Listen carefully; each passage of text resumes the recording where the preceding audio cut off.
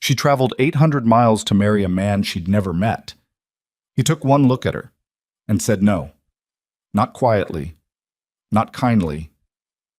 In front of every soul standing on that dusty platform, with the stagecoach driver still unhooking the horses and the whole town watching like it was Sunday entertainment, Harlan Ashbourne looked Elena Marlowe up and down, shook his head once, and said the words that should have broken her. They didn't. But what happened next, what his younger brother did in the silence that followed, changed everything. If you've ever been underestimated, overlooked, or told you weren't enough, stay with me. Hit that like button, drop a comment with the city you're watching from. I want to see how far this story travels. Now let's begin. The stagecoach pulled into Delwater Creek just past noon on a Thursday, trailing a column of red dust that drifted slow and lazy over the rooftops before settling back into the street like it had never moved at all. Elena Marlowe had been sitting wedged between a traveling salesman with a hat too big for his head and a woman transporting 3 live chickens in a wooden crate for 6 days. The chickens had been indifferent to her suffering. The salesman had not stopped talking for the first 4. She climbed down from the coach before the driver fully secured the step, landing in the dirt with a small thud that she absorbed through her knees without complaint. Her left shoulder ached from the overnight ruts outside of Caldwell Pass. Her dress, her good dress, the dark green wool she'd saved back specifically for this arrival, had acquired a film of road dust that no amount of brushing on the coach had resolved. She had a trunk in the luggage rack above, a leather satchel over her arm, and the kind of hollow, careful calm that comes not from peace, but from a woman who has already decided she will not let strangers see her unsteady. She looked around Delwater Creek with the measured attention of someone taking inventory. It was smaller than the letters had suggested. The main street ran about 4 blocks before petering out into scrub and dried grass. There was a general store, a livery, a land office with a faded sign, a saloon that appeared to be the most structurally sound building on the block, and a collection of frame houses spreading back from the road at irregular intervals. The mountains behind it all were genuinely impressive, purple and snow-capped and indifferent to everything happening below them. But the town itself had the tentative look of something still deciding whether it intended to survive. A small group of people had gathered near the post office to watch the coach arrive. That was the nature of frontier towns. The stagecoach was still an event. Elena spotted him immediately. She had a description from the letters. Tall, broad, dark hair, going to gray at the temples. Harlan Ashbourne was not a difficult man to locate in a crowd. He stood at the edge of the gathering with 2 other men she didn't recognize, arms folded, hat pushed back on his head, watching her descend from the coach with an expression she could not yet read. She walked toward him. Later, she would not be able to say exactly how she knew something was wrong before he even opened his mouth. Perhaps it was the way he didn't move to meet her, the way his folded arms stayed folded, the way he looked past her shoulder first, as if checking whether something better might be getting off the coach behind her. She stopped 3 feet from him and extended her hand. "Mr. Ashbourne," she said, "I'm Elena Marlowe. It's good to finally—" "You're older than the daguerreotype," he said. The words landed flat. Not heated, just matter of fact, the way a man might note that a fence post was shorter than he'd ordered. Elena kept her hand where it was for 2 full seconds, then lowered it. "I'm 31, she said. That was in the letter. The picture looked younger. Pictures often do. He studied her with the unselfconscious assessment of a man evaluating livestock. She let him do it. She had anticipated the possibility that the reality of her might not match whatever Harlan Ashbourne had assembled in his imagination over 6 months of correspondence. She had not, if she was honest, anticipated that he would do this in front of 8 people on a public street. "I'm going to be straight with you," he said. The 2 men beside him shifted slightly. One of them, younger, standing a half step back and to Harlan's left, said nothing, but his jaw tightened. "I think you'd appreciate that," Harlan continued. "A practical woman. That's what you called yourself." "I am practical." "Then you'll understand." He unfolded his arms and pushed his hat up another half-inch. "I don't think this is going to work." Somewhere behind Elena, a woman made a small, involuntary sound. "I see," Elena said. "It's not personal." "It feels somewhat personal, Mr. Ashbourne." He had the grace to look briefly uncomfortable, but it didn't change his posture. "I thought about it on the ride in this morning. I've been thinking about it for a week, truth be told. I sent for someone who could handle ranch work and keep house, and he paused. You don't look like you've done much of either. Elena Marlowe had, in the previous 4 years, kept the books for her father's struggling print shop, nursed her mother through 18 months of a wasting illness, negotiated a debt settlement with a bank that had originally planned to take the building, and subsequently managed the sale of that same building after her mother died, and her father followed within the same winter. She had done all of this while working as a seamstress on the side to cover the gap between what the shop earned and what the household needed. She had strong hands, a good eye for figures, and a back that had not given her trouble once in 31 years, despite regular abuse. She said none of this on that street. What she said was, I traveled 800 miles, Mr. Ashbourne. I know it. I'm sorry for the inconvenience. Inconvenience. She held the word in her chest and did not let it show on her face. The stagecoach back to Caldwell leaves on Saturday, he said. I'll cover the fare. And the hotel until then. He nodded toward the saloon building. Mrs. Gunderson rents rooms. She's decent. He turned as if the matter were concluded. Harlan. It was the younger man who spoke, the one who had been standing back, jaw tight, silent through the whole exchange. He had dark hair like his brother, but he was built differently. Broader through the chest, slightly shorter, with a stillness about him that Harlan didn't have. The word came out quiet, just the one word. But something in the tone of it made Harlan stop. Stay out of it, Silas. I'm not in it yet, Silas Ashbourne said. I'm just saying your name. Harlan looked at him with the particular expression of an older brother who has had this kind of exchange before. Don't. Don't what? I haven't said anything. I know what you're thinking. Then you know it's not nothing. Silas looked at Elena then, really looked at her. Not the assessing sweep his brother had done, but something more direct, like a man who is trying to see a person rather than an arrangement. Miss Marlowe, I apologize for the manner of this. You have nothing to apologize for, she said. It's not your situation. No, he agreed. It isn't.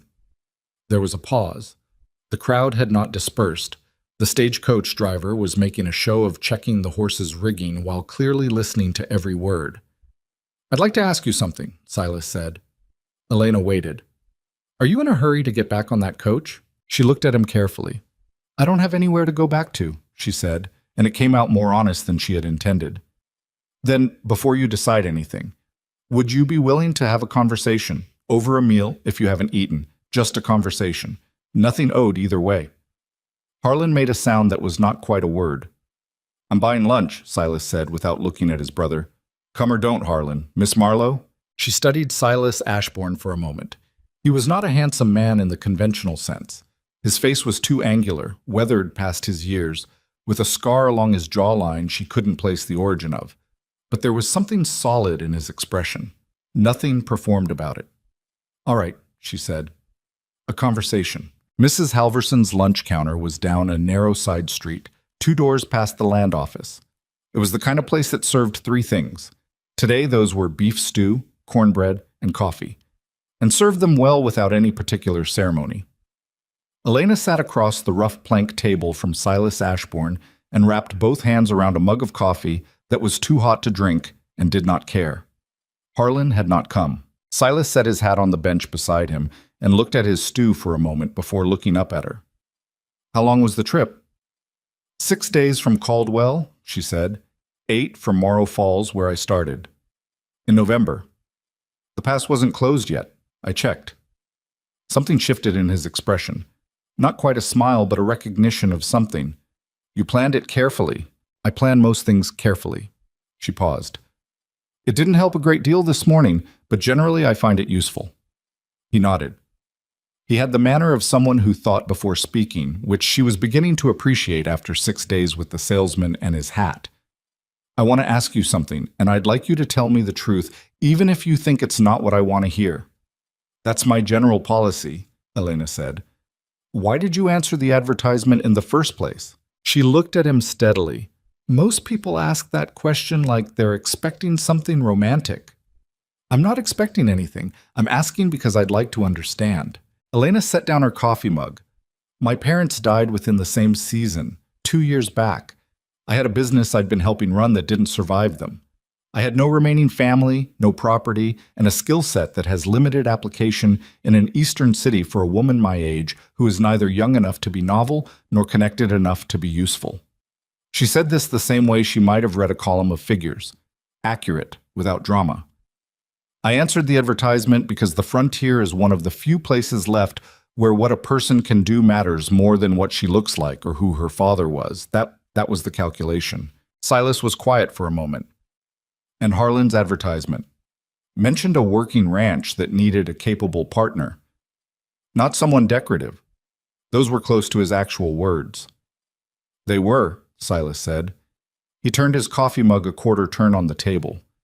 He meant them when he wrote them. Harlan has a picture in his head of how things are supposed to go. When reality doesn't match it, he doesn't always handle the gap well.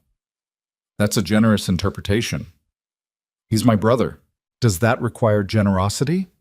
Silas looked at her again with that direct, considering quality.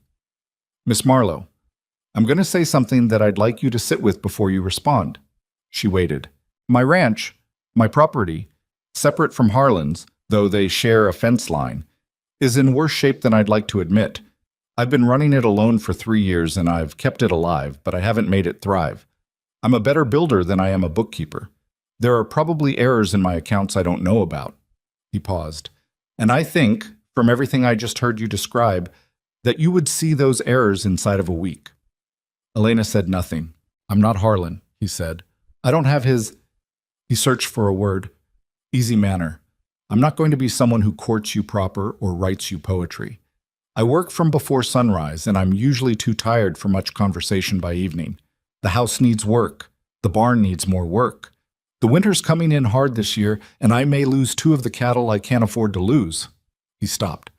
I'm telling you all the bad parts first. I appreciate that. I'm also telling you that I would not insult you on a public street, he said, and that if I make an arrangement with a person, I keep it. The lunch counter was nearly empty. Mrs. Halverson was washing something in the back with a sound of steady splashing. What kind of arrangement are you proposing? Elena asked. An honest one, he said. Not a romantic one. I need someone who can help me keep the ranch running and build it into something that doesn't make me hold my breath every spring. You need somewhere to be where your abilities count for something. I'm proposing we try it, as a proper arrangement, a marriage in the legal sense, because that's the only arrangement that makes sense out here, but without pretending it's something it isn't. We'd be building a partnership.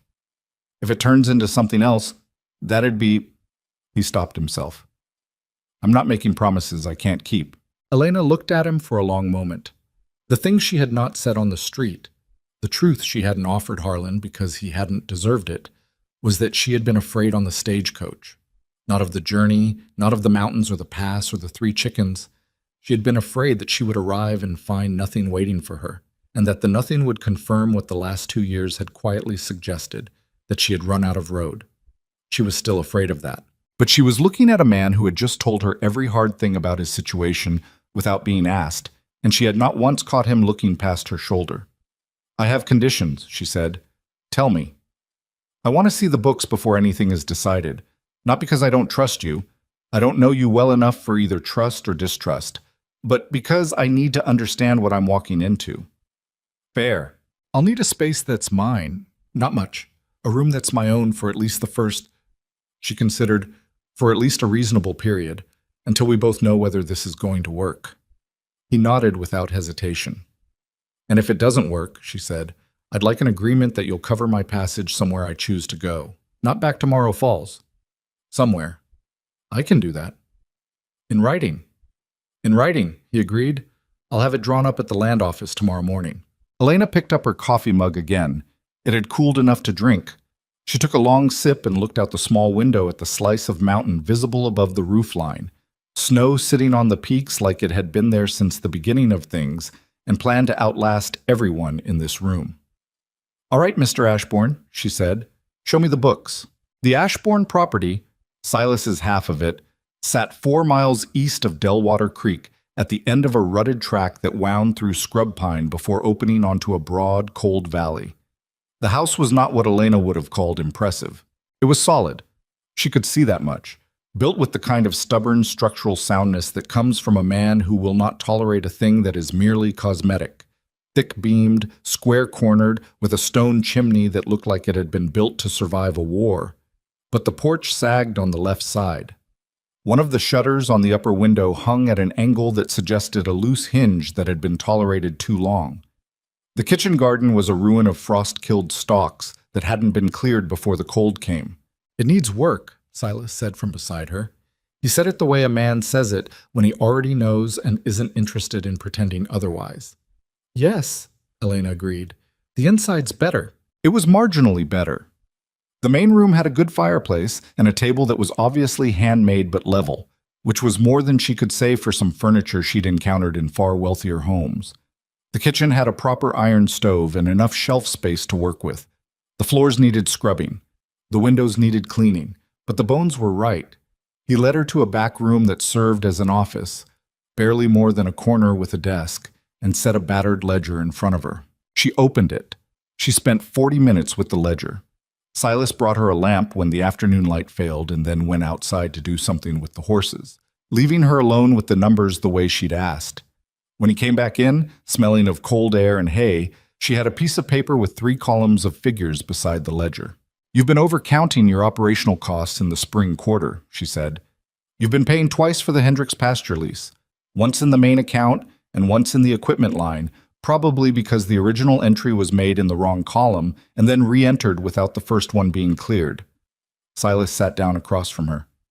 "How much?" "Over 3 years, roughly $60 in redundant entries. You haven't lost the money. It's sitting unaccounted for somewhere in your working cash. But you've been making decisions based on numbers that aren't accurate." He stared at the paper. "I knew something was off. I couldn't find it." "It's not obvious if you're not looking for that specific kind of error." "What else?" She turned the ledger to the previous year. "Your cattle losses last winter were higher than you noted here. You marked 3 head, but if I read the feed expenditures correctly against the head count you carried into spring..." "5, he said quietly. "I lost 5. I didn't..." He stopped. "I didn't write 5 down." "Because writing 5 down made it real," she said. Not harshly, just as a fact. He looked at her for a moment. "Yeah, it's still real either way," she said. "The numbers don't change because we don't look at them." "I know that. I know you know it." She closed the ledger. "The ranch isn't in as bad shape as you described. It's in the shape of something that's been well built but not well managed, which is a different problem. The building part I imagine you've handled. The management part is why I needed someone," he said. She slid the paper with her 3 columns across the table to him. "I can fix this," she said. "The accounts, the systems, the way you're tracking costs against yield. I can build you a ledger structure that makes sense." She paused. "And I want to look at the spring planting records if you have them, because I think you're underplanting the east field by about 1/3 based on what the soil looks like from the road, and that's recoverable income you've been leaving out there for..." 3 years, he said. "Probably." He looked at the paper for a long moment. Then he looked at her. "Miss Marlowe," he said, "I meant what I said at the lunch counter." "I know you did." "I'm not a man who says things twice." "I'm not a woman who needs to hear them twice," she said. "I'll stay. I'll look at the east field tomorrow, and we should discuss the porch. That left side is going to give in a hard winter, and you don't want to be fixing a structural issue in February." Something crossed his face that might, with some generosity, have been called the beginning of relief. He stood up and extended his hand across the table. She shook it. Outside, the wind came down from the mountains with the first serious edge of cold in it, rattling the loose shutter against the window frame. Neither of them mentioned it. The agreement was drawn up at the land office the next morning by a notary named Phelps, who smelled of pipe tobacco and made no comment whatsoever about the unusual specificity of the document's terms. Silas signed first. Elena read every line before she signed, and Phelps watched her do it with the expression of a man who had rarely seen this happen and was not sure how he felt about it. They were married by the circuit judge 3 days later in a 10-minute proceeding in the same land office. Harlan did not attend. A woman named Berta Solis, who worked at the general store, served as witness, and afterward she shook Elena's hand with a grip that suggested she had formed opinions and was keeping them for now. The early days were not graceful. Elena and Silas operated around each other with the careful politeness of two people sharing a space they are not sure how to share. He rose at 4:30 and was outside before she came downstairs. She took the kitchen without discussion, and he stayed out of it without discussion. They ate breakfast in a silence that was not unfriendly, but was not comfortable either. The silence of two strangers making a reasonable effort. She found her footing faster than she expected. On the fourth morning, she walked the east field alone, carrying a notebook, stopping every few yards to check the soil and note the drainage patterns and measure roughly by step count. She came back with 6 pages of notes and a theory about why the northeast corner consistently underproduced, which had to do with shade from a stand of pines that had grown up along the fence line over the past decade and could be partially addressed by clearing 4 of the smaller trees. She put the notes on the table at breakfast. Silas looked through them without speaking for several minutes. "You walked the whole field." "This morning, yes. That's almost half a mile of rough ground." "I have good boots." He looked up. "I was about to clear those pines anyway. Didn't know the reason why I should, just felt like they were in the way."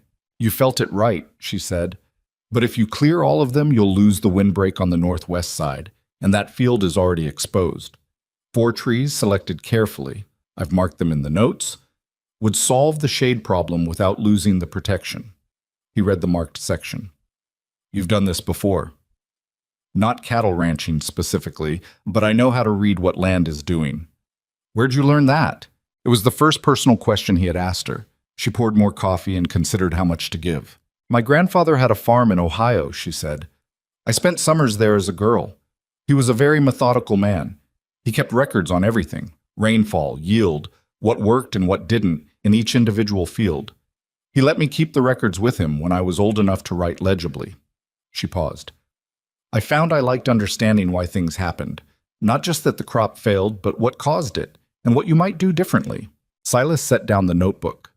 "He sounds like he was a good teacher." "He was." She said it simply, without ornament. "He died when I was 14. I kept his record system in my head, though." There was a beat of silence. "The pines," Silas said, moving on in the way she was coming to recognize. Not cold, but practical, the way a man moves who has learned not to linger in things. "I'll start on the 4 you mark tomorrow." "I could help," she said, "if you show me which tools to use." He looked at her across the table. A long look, considering. "You don't have to work the land," he said. "That wasn't what we agreed to." "I know it wasn't. I'm offering anyway." Another pause. "All right," he said, "after breakfast."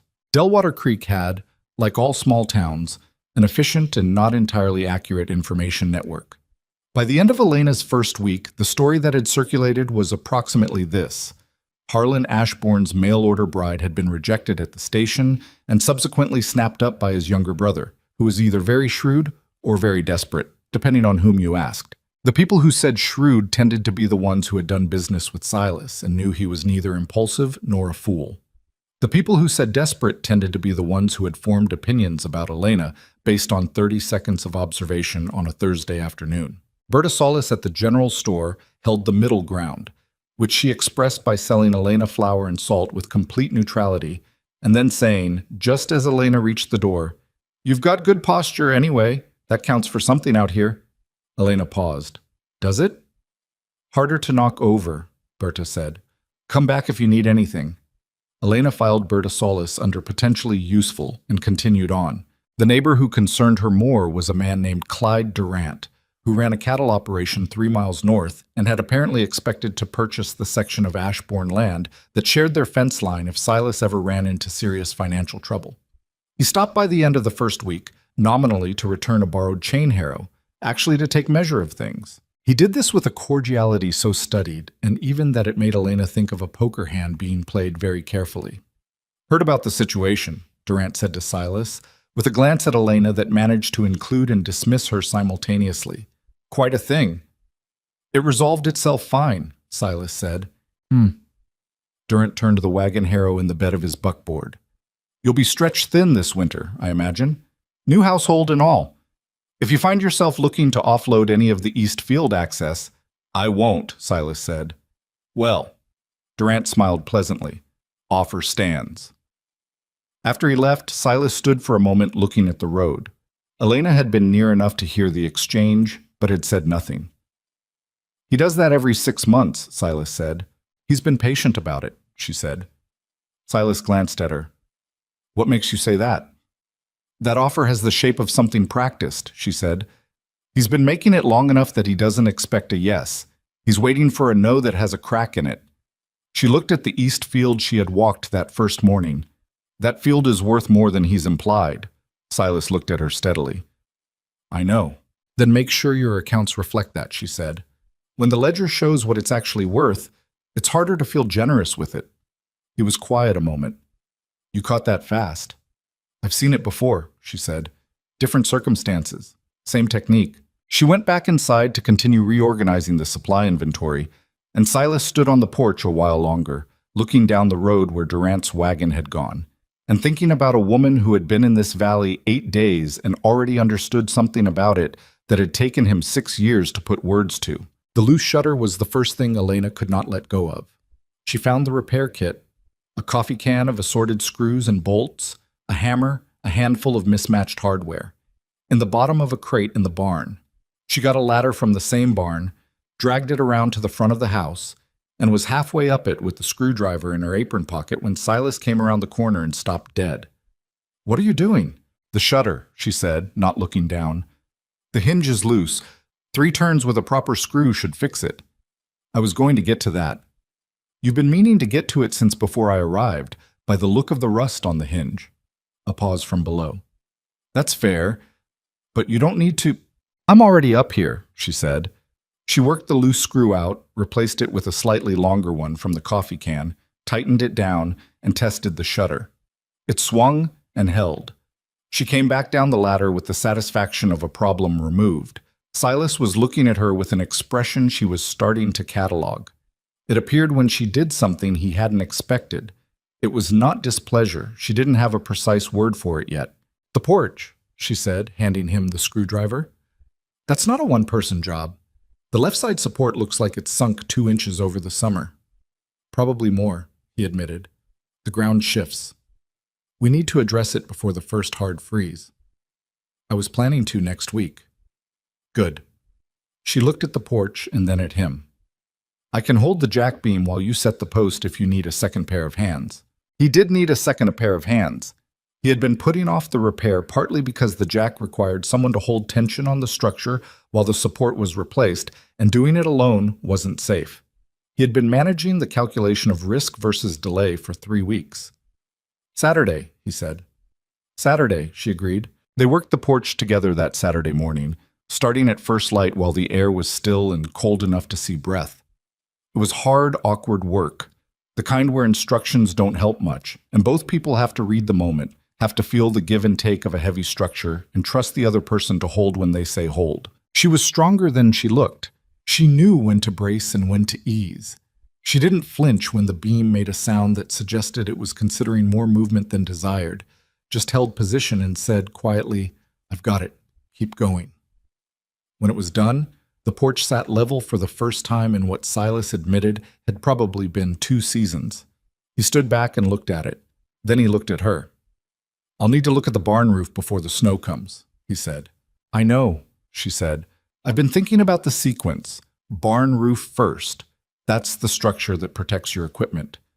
Then we should look at the storm shutters on the west windows, and then... How long have you been making that list? Since the 3rd day, she said. He made a sound that was, she thought, probably a laugh, though it was too brief and too quiet to be certain. They stood side by side on the level porch looking at the valley, and the mountains beyond it, and the sky that was beginning, slowly and with no drama, to put out its light. She wrote a letter to no one. This was not unusual for Elena. She had been writing letters to no one since she was 17. Not unsent letters, because she never intended to send them, but dispatches addressed to the open air, the way some people keep diaries. It was the only place she allowed herself to be imprecise, to use language that was not useful, to say things that were not conclusions. She wrote, The barn cat is gray and has decided I'm acceptable, which is more than could be said for me 2 weeks ago. She wrote, "The mountains here do something in the afternoon light that I don't have words for. I dislike not having words for things." She wrote, "He fixed the north fence line this week, 300 yards of post and rail, alone, in 2 days. His hands look like the hands of someone who has built things his whole life and shows no signs of stopping." She stopped and looked at that last sentence, folded the letter, put it in the back of her notebook. The thing about Silas Ashbourne, the thing she hadn't expected, because she had not been expecting anything, was that he did not appear to be performing. Most people, in Elena's experience, performed a version of themselves in the presence of strangers. They performed competence, or warmth, or authority, or some combination of whatever they thought the situation required. Silas seemed constitutionally incapable of it. He said what he meant, and he did what he said, and when he didn't know something, he said so without embarrassment. It was, she was realizing, unusual. She had known one other person like that, her grandfather, with his methodical records and his honest assessments of every season, the good ones and the failed ones written in the same careful hand. He had not been a sentimental man and had not required her to be one, but he had shown her, without ever saying it directly, that there was a kind of integrity that lived not in grand declarations but in the daily practice of calling things what they were. She thought Silas was like that. She was not certain what to do with the thought, so she put it in her notebook with the other things she was not certain about and went back to reorganizing the grain storage system, which she had determined could be made roughly 40% more efficient with a different shelving arrangement, which she had already discussed with Silas and which he had already approved without her needing to argue for it. That also was unusual. Harlan came by on the 3rd week. He arrived on horseback in the mid-afternoon, on a day when Silas was out fixing fence line in the far section, and Elena was in the kitchen attempting to produce a bread that had not, in 3 previous iterations, risen correctly, a problem she had traced to the altitude and was working to correct. She heard the horse, looked out the window, and then went to the door. Harlan Ashbourne, without a crowd around him, looked different than she remembered from the station. Bigger somehow, more uncertain, with the particular discomfort of a man who has done something he can't entirely defend and has arrived somewhere he doesn't know how to be. He stopped his horse at the gate. They looked at each other. "He's in the far field," Elena said. "Another 2 hours probably." "I know," Harlan said. "I saw him ride out." She waited. He got off the horse, tied it to the post, and came to stand several feet from the door. He held his hat in his hands, which was probably unconscious and struck her as faintly significant anyway. "I came to—" He stopped, looked at the porch. "You fixed the porch." "We fixed the porch." He looked at the straight line of the repaired section. "Silas has been meaning to do that for a year." "I know." Another silence. The wind moved through the pine stand at the edge of the property with a sound that filled the space where neither of them was talking. "I behaved badly at the station," Harlan said. "Yes," Elena agreed. She could see him waiting for something, a softening, and it's all right, a reassurance that would let him off the hook cleanly. She didn't offer it, not because she was holding a grudge, but because it wasn't all right, and saying so seemed like a disservice to them both. He turned his hat brim. "The picture in the letters. I had an idea of—" "I know what happened," she said. "You built something in your imagination over 6 months, and I didn't match it, and you lacked the composure to handle that privately. I understand it. I don't require you to explain it to me." He looked at her. Something in his face was shifting towards something that she thought might eventually be respect, though it would take time to get there. "Silas seems—" He glanced at the barn, the level porch, the cleared frost-killed stalks she had pulled from the kitchen garden. "Things look different." "We've been busy," she said. "I can see that." He put his hat back on. "I'll come back when he's in. I've got something I need to talk to him about with the north fence line. Our fence line, the one between the properties. He mentioned there's a section that needs replacing before winter." Harlan looked at her. "He tells you things. We work together," she said. "It would be inefficient not to." He untied his horse and stood a moment before mounting. "For what it's worth," he said, looking somewhere above her left shoulder in the way of a man making an effort that doesn't come naturally, "I think he made a good decision." She nodded once. "So do I, Mr. Ashbourne." He rode back toward the road. Elena watched him go, then went inside and checked on the bread, which had finally and without fanfare risen correctly. She put it in the oven and opened her notebook and did not write anything in it. Just sat for a moment with her hand on the cover, looking at the window and the pine trees and the mountains beyond, and let the afternoon be exactly what it was. After the first month, the silence in the evening stopped being uncomfortable. Silas brought his repair work inside as the nights got colder. Harness mending, tool handles, the kind of small piece work that could be done by lamplight. And Elena kept to the books, or to her mending, or sometimes to the notes she was compiling about the spring planting. They sat on opposite sides of the table and worked, and the fire made its sound, and the wind outside made its sound. And it was not a silence that required filling. One evening she looked up and found him watching her, not with any particular expression, just watching, the way a person sometimes watches something they are trying to understand. She went back to her work. A few minutes later he said, "You were a seamstress." "Among other things," she said. "You mentioned it, at the lunch counter." She looked up. "You remembered that?" "I remember what people say," he said. "I don't always respond to it, but I remember." She considered this. "I did the seaming work as a side income when the print shop was struggling. I wasn't particularly gifted at it, but I was precise. And in sewing, that covers most of what matters." "The books," he said. "The way you work through them. It's the same." "Precision?" "You don't skip steps. You go through everything in order and you check it, and you don't decide you're finished until you're actually finished." She looked at him. "Most people do not find that interesting to observe." "Most people probably weren't looking," he said. She held his gaze for a moment. The fire popped. Outside, the wind found the loose board on the north side of the barn, and it rattled once, twice, and went still. "You have a loose board on the north side," she said. "I know," he said. "It's on the list." "The barn list or the house list?" "The barn list." "I'll put it on the house list too," she said, "so it gets done before December." He almost smiled.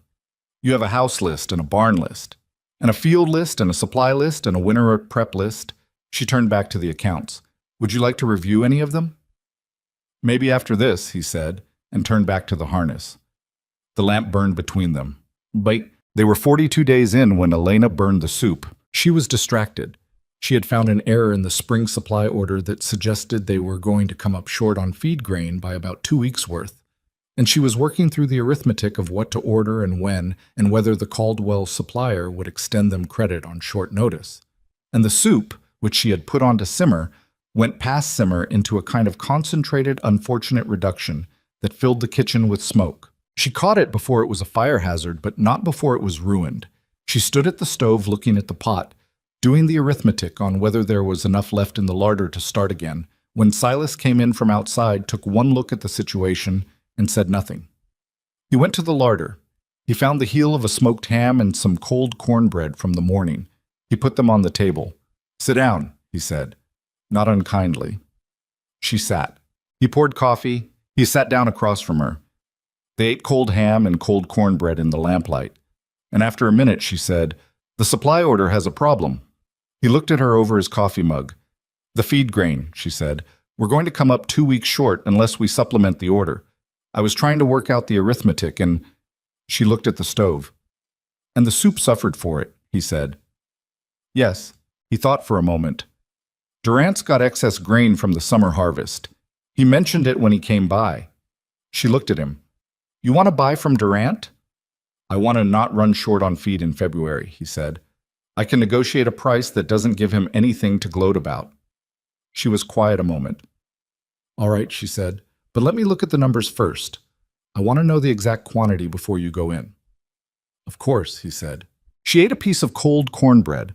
It was not as good as the warm kind, but it was not without its own qualities.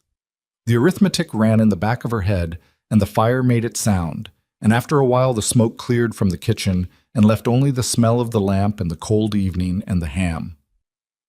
"I'll make proper soup tomorrow," she said. "The cornbread was fine," he said. "That's a generous interpretation of cold cornbread." "It's an honest one," he said. She looked at him. He was eating with complete sincerity. A man who meant what he said about cold cornbread. She thought, not for the first time, that this was a strange situation she had landed in. She also thought it was not, on balance, a bad one.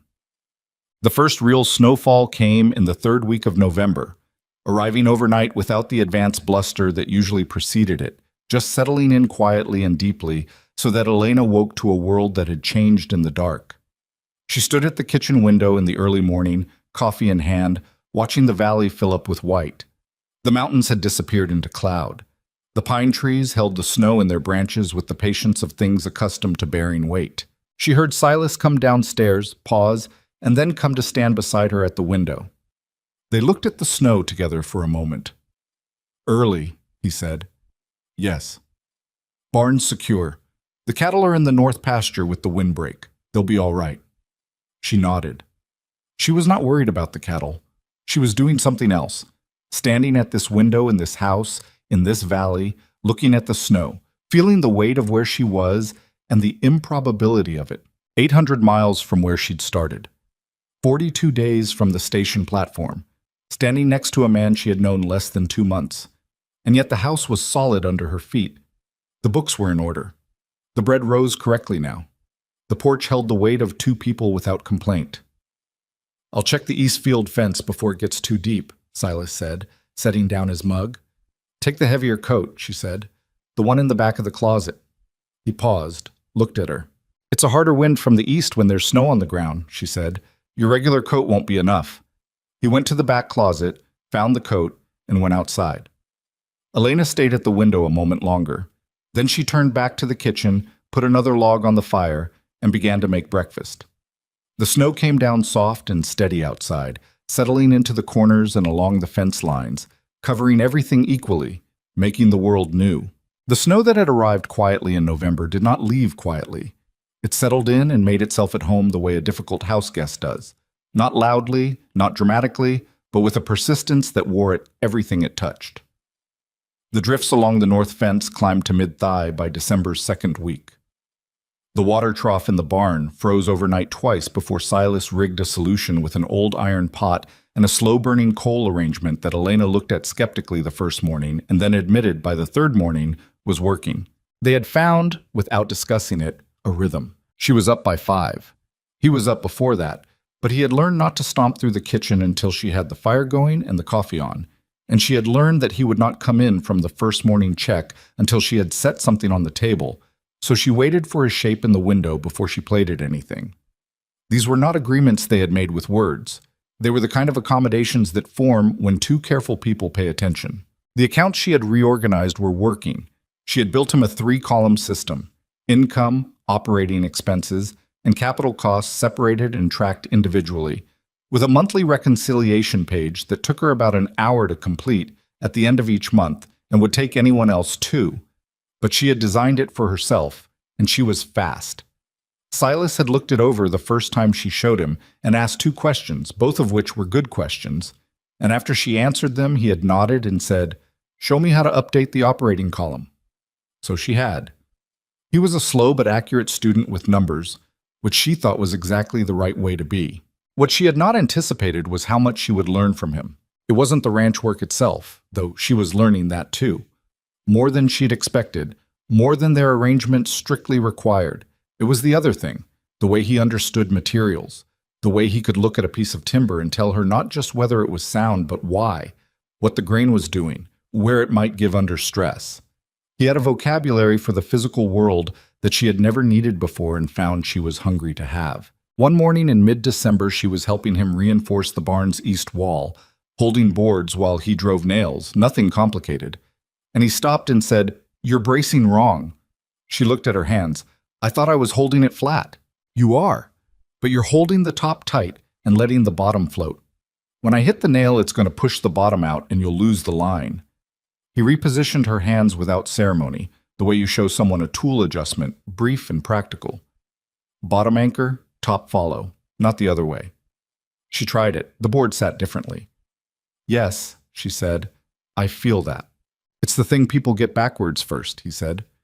"Makes sense that they do. Feels like you'd want the top steady.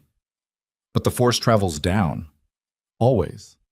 She thought about that while he drove the next series of nails, the strikes clean and even, nothing wasted.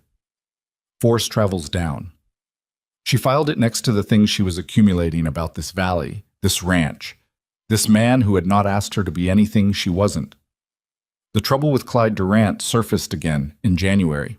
Silas had gone to negotiate the grain purchase in early December, before the deep snow, and had come back with a fair price and a tight expression that suggested the conversation had contained more than price negotiation. Elena had not pressed him. But in January, when Durant's eldest son, a wide, slow-mannered boy of about 20 named Cord, rode over on a Tuesday afternoon while Silas was in the far pasture, she understood the tight expression better. Cord Durant stood at her door with the kind of empty friendliness that covers something else and said he'd come to check on the grain delivery schedule and make sure everything was going all right over here for you folks. The grain delivery was completed in December, Elena said. We confirmed it in writing. Right. Cord looked past her into the house with a casualness that was not casual. My father just wanted to make sure you all were settling in, being neighborly. We're settled fine, she said. Must be a lot to manage, Cord said, with just the two of you. My father said if you ever needed an extra hand, we have what we need, Elena said. Tell your father we appreciate the thought. She closed the door with enough finality to make the point without making an enemy of it. When Silas came in at dusk, she told him about the visit, flat and factual, the way she relayed anything that seemed like information he should have. He listened without interrupting. Then he sat down and was quiet for a moment. Durant wants the east parcel, he said. He's been at it since before I inherited. He figures if he stays close enough to the difficulty, eventually something will give. What was the difficulty before I arrived?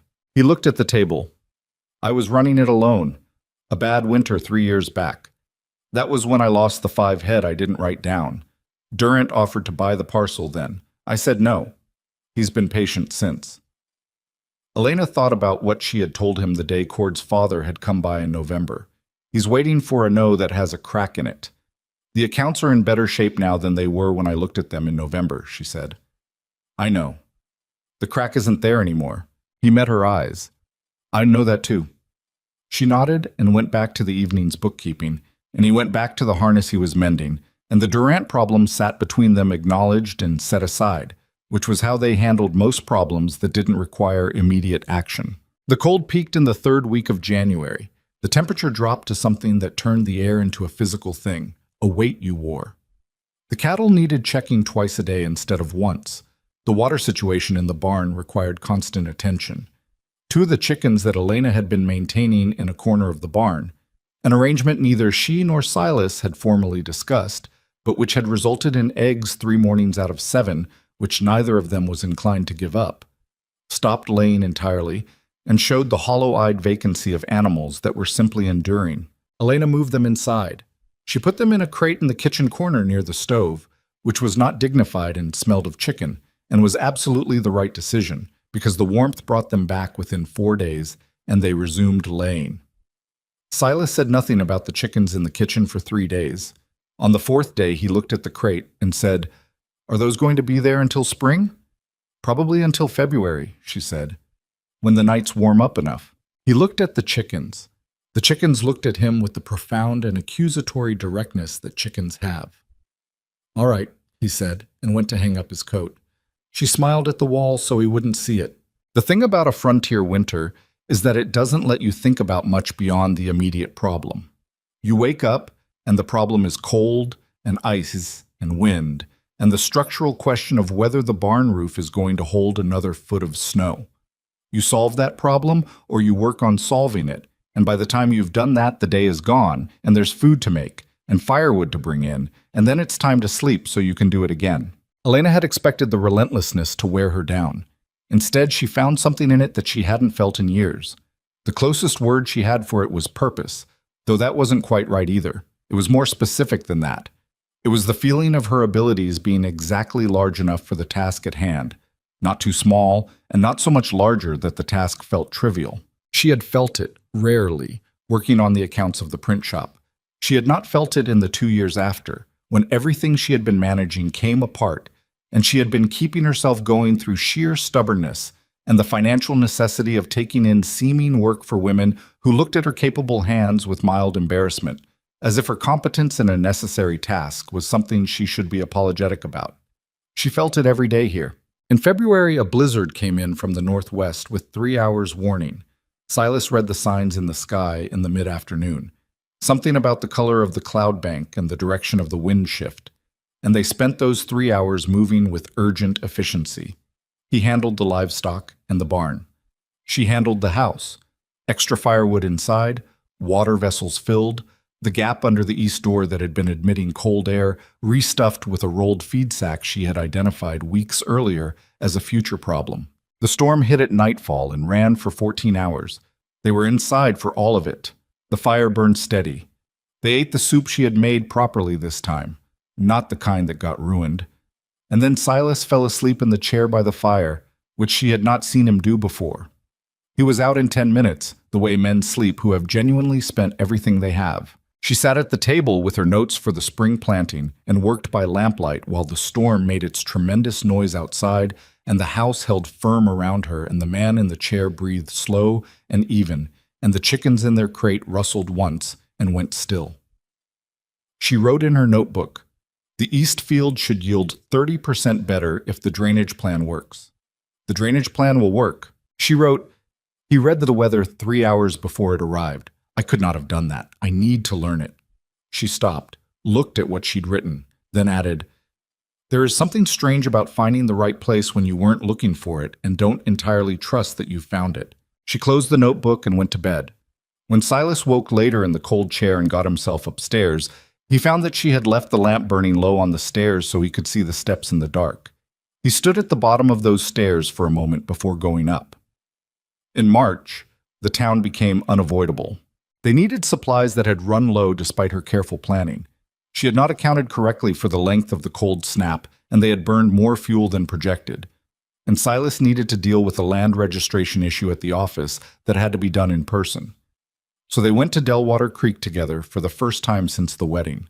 The attention was not subtle. People in small towns have a way of watching you while appearing to look at something else. Elena had grown up in a town large enough to offer some anonymity, and Morrow Falls had at least the pretense of minding its own business. Delwater Creek had no such pretense. The population was small enough that everyone's situation was community property. She felt the watching from the moment they tied the horses at the post outside the general store. Berta Solis was behind the counter, as ever, and greeted Elena with a nod that contained, if she wasn't imagining it, a fraction more warmth than the neutral transaction of their previous encounter. "Made it through the January cold," Berta said. "We did," Elena said.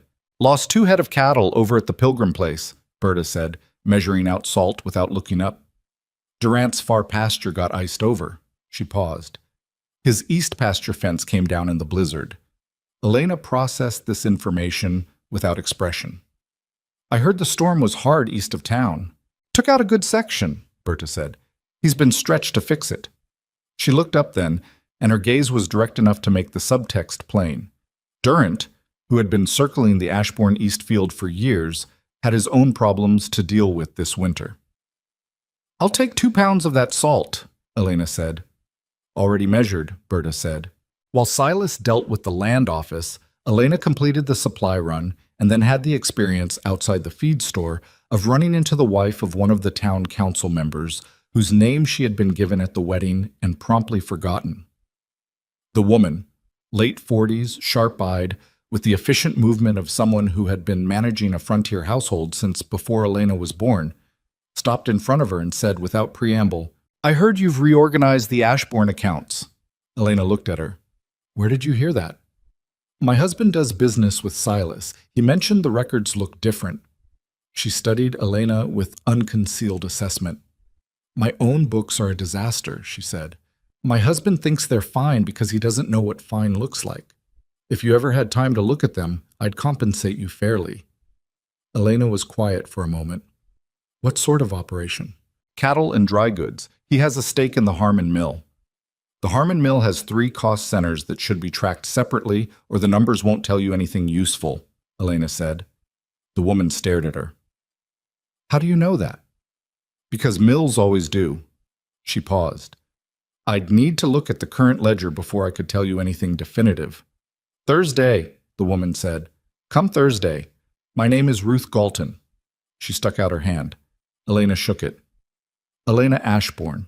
It was the first time she had said that name to someone she didn't already know. She noticed the way it sat and did not investigate it further.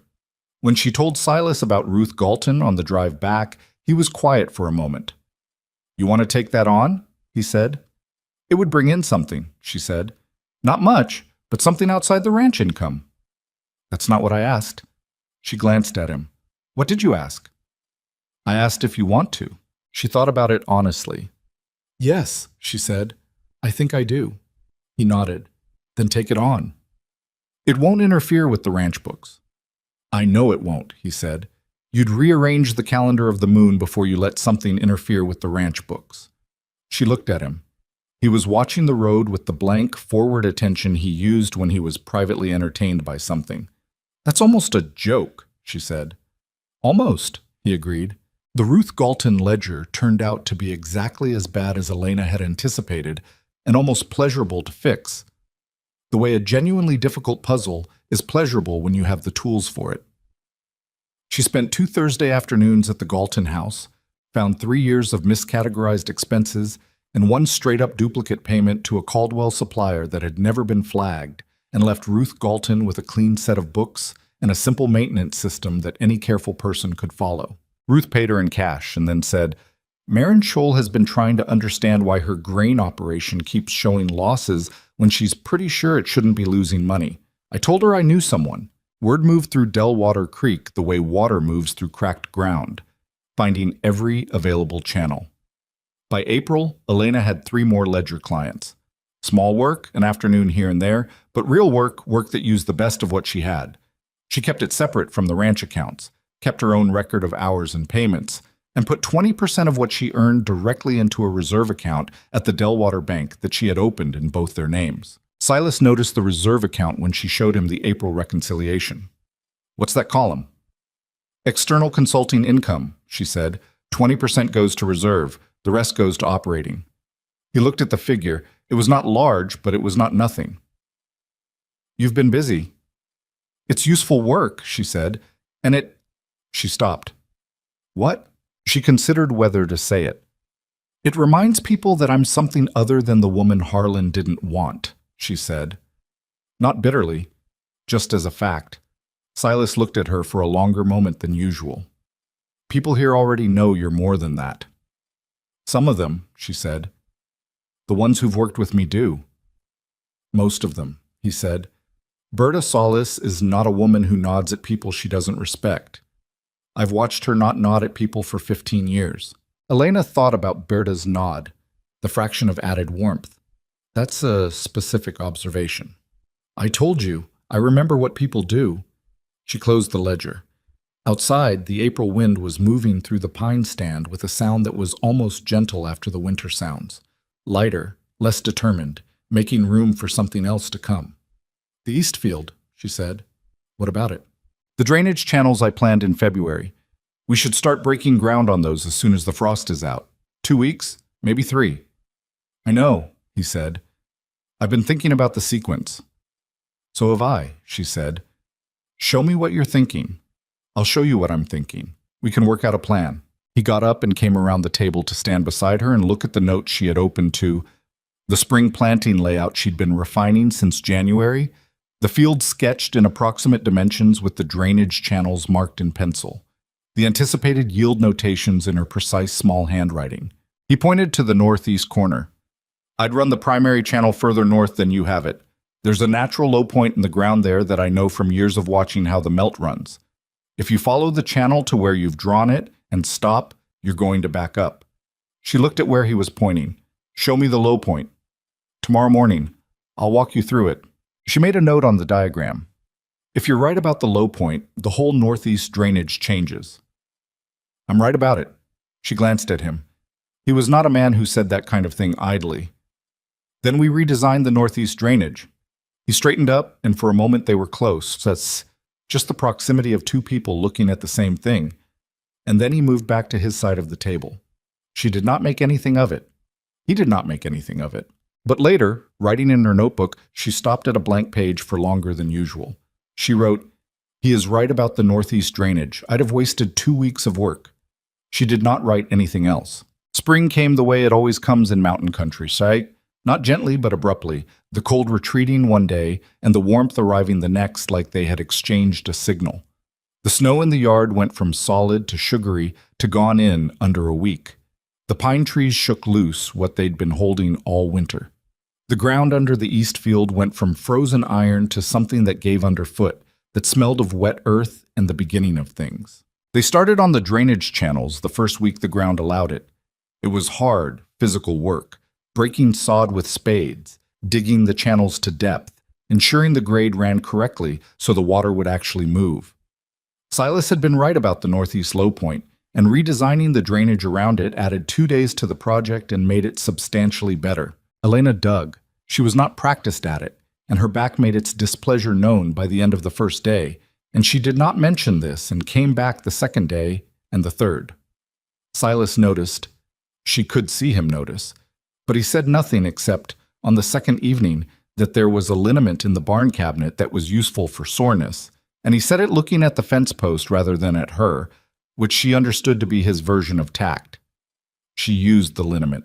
The fourth day of digging, she hit a buried rock shelf about 18 inches down in the central channel run, which was going to reroute a significant section of the plan.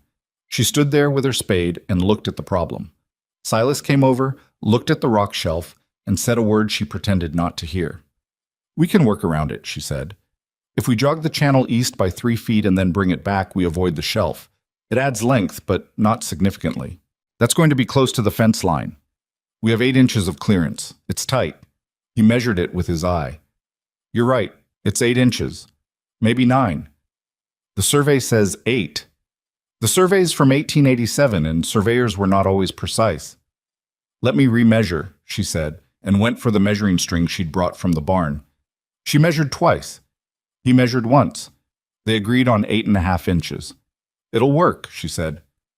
"It'll work," he agreed.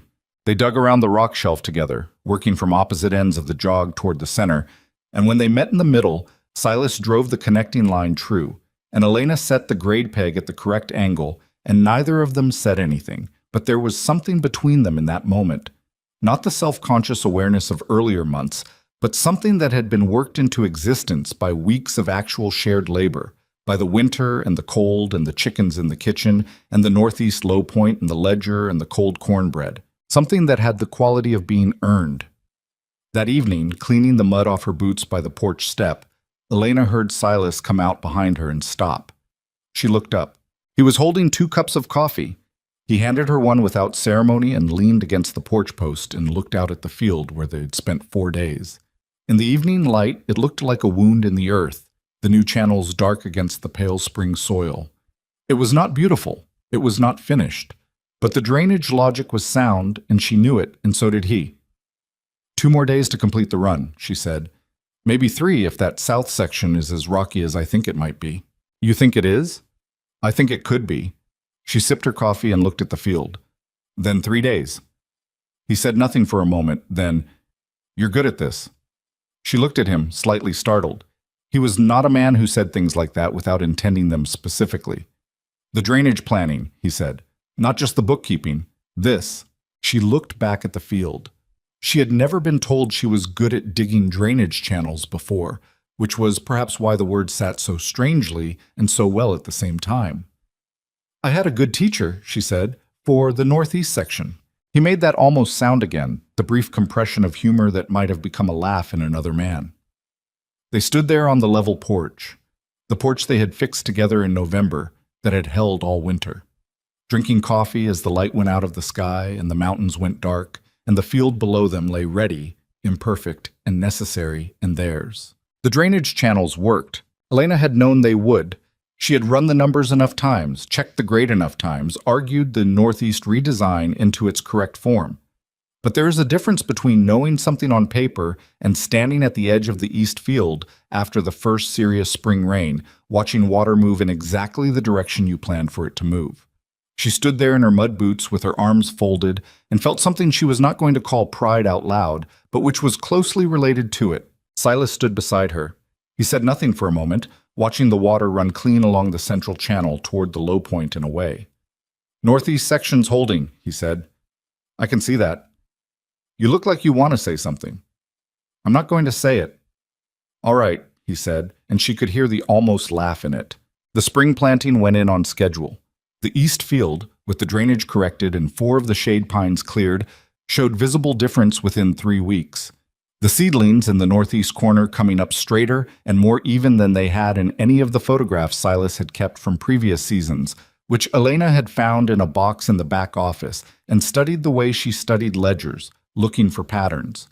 She had shown him the comparison on a Tuesday evening, and he had looked at the photographs and then at her notes, and then out the window at the field for a long moment before saying, "My grandfather planted that field the same way for 30 years. "I know," she said.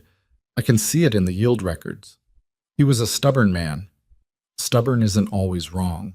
In this case it was. In this case it was," she agreed.